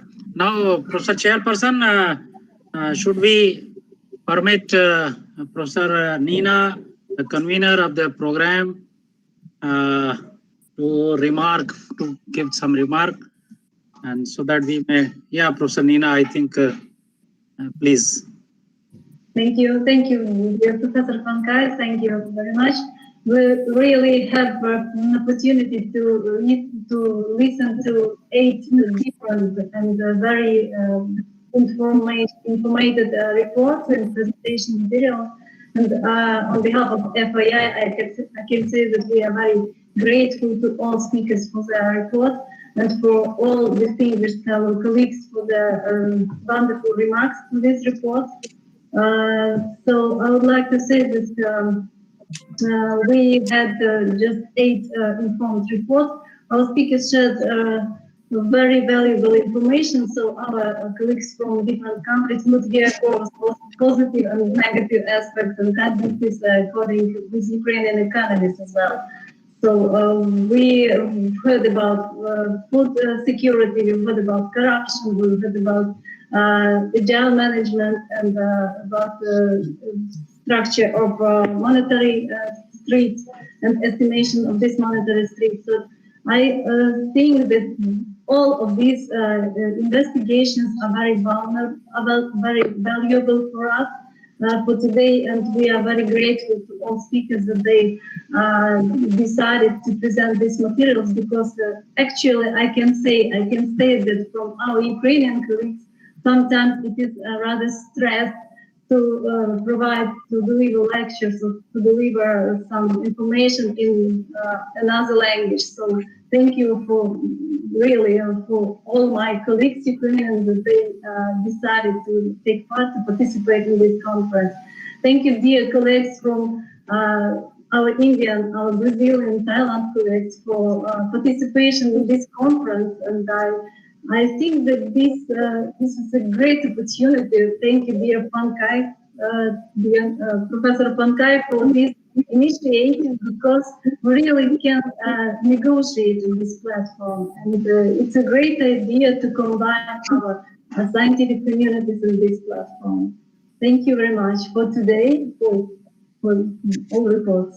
So, Dr. Nina, on behalf of all collaborating institution, Lviv State University of Internal Affairs, National University of Ukraine, Vivekananda College, Ubon Ratchathani Business University Business School, the Association of Researchers of Thailand, the Vidya Prasaraka, the Manju Desai College, Father Egnal College, and Fighter Academy of India. We all are grateful for each and everyone who was present here, attended the program, listened each and everyone's academic contribution. So on behalf of each and everyone, I express my sincere thanks. On behalf of the President, I am taking the permission of the President of FAI. On behalf of FAI, we all, not only one, we all are grateful to each other for sparing time from the valuable schedule and to conduct their first day program. Hope it is nicely conducted under the leadership of Professor Nina and with the valuable input and suggestions from Professor Zenaida and President of FAI, Professor Tan, and other fellow colleagues. Knowingly, they did their marvelous approach, and hope under the leadership of Professor Nina will meet tomorrow. The link of the Google Meet platform is already shared with the convener. I hope you will circulate with all of your colleagues, and we'll meet tomorrow at 2:30 p.m. as per Indian Standard Timing to listen the views of the speakers on economic related issues, management related issues, tourism related issues, and other academic contributed talks that is important for the development of concerned nation and the domain. So, Dear Pankaj, there is a request from our colleagues from Professor Zenaida that everybody would turn on their camera, mute your camera just to make a photo for our... Okay. Each and every, Dr. Bhatt, please open your mic, open your camera, show your face, sir. Each and everyone who is present here, each and everyone who is present here, please open the camera for the photo. Yes, sir. We are there with you, sir. Sir, your photo is not visible, sir. Yes, now it is visible. Yeah, now visible, sir, but sir visible. Yes, yes. Here it is the right. There is a reason. Yeah. Okay, no problem, sir. Please open your camera, please, each and everyone. Listen the request of Professor Zanaida and Professor Nina. Yes, yes. We can see. Yeah. Okay. Nina, we can see. Professor Nina. Yes. The photo is over, sir. Yeah, we can see. Yes. Yes, Alice. Okay. Yes, okay, thank you. Yeah. Thank you. Thank you very much. Thank you. Thank you. Here it is a night in India. Good night to you all. Have a Meeting tomorrow. Meeting tomorrow. Namaste. Meeting tomorrow. Namaste. Namaste. Namaste. Tomorrow the note 2:30 will meet. 2:30, Yes, sir. sir. 2:30 will meet. Yes, sir. Namaste, everyone. 2:30 will meet. Namaste. Namaste, everyone. Namaste. What we call in Ukrainian language, you can quote it so that we may learn as well. Meeting tomorrow. Meeting tomorrow, okay. Thank you. See you tomorrow. See you tomorrow as well. Good night. Bye-bye. Bye-bye. Honorable convener, please close the meeting. Thank Yes. you. Thank you. Thank you. Thanks. Good night. Good afternoon. Good night. Good afternoon. It is good night. Good night in India. Good night in Thailand. Good evening, I think, in Ukraine. And good afternoon in Brazil. Okay. Good. So different time zone. And in Philippines, this is the next day. I think it will be November 21 started in Philippines. Oh, great. Okay. So with the kind permission, should we close the meeting? Yeah. Okay. Yes. Okay, thank you, sir. Thanks Thanks each and everyone. Meeting you. tomorrow Bye-bye. at 2:30. Okay, thank you. Okay. Thank you.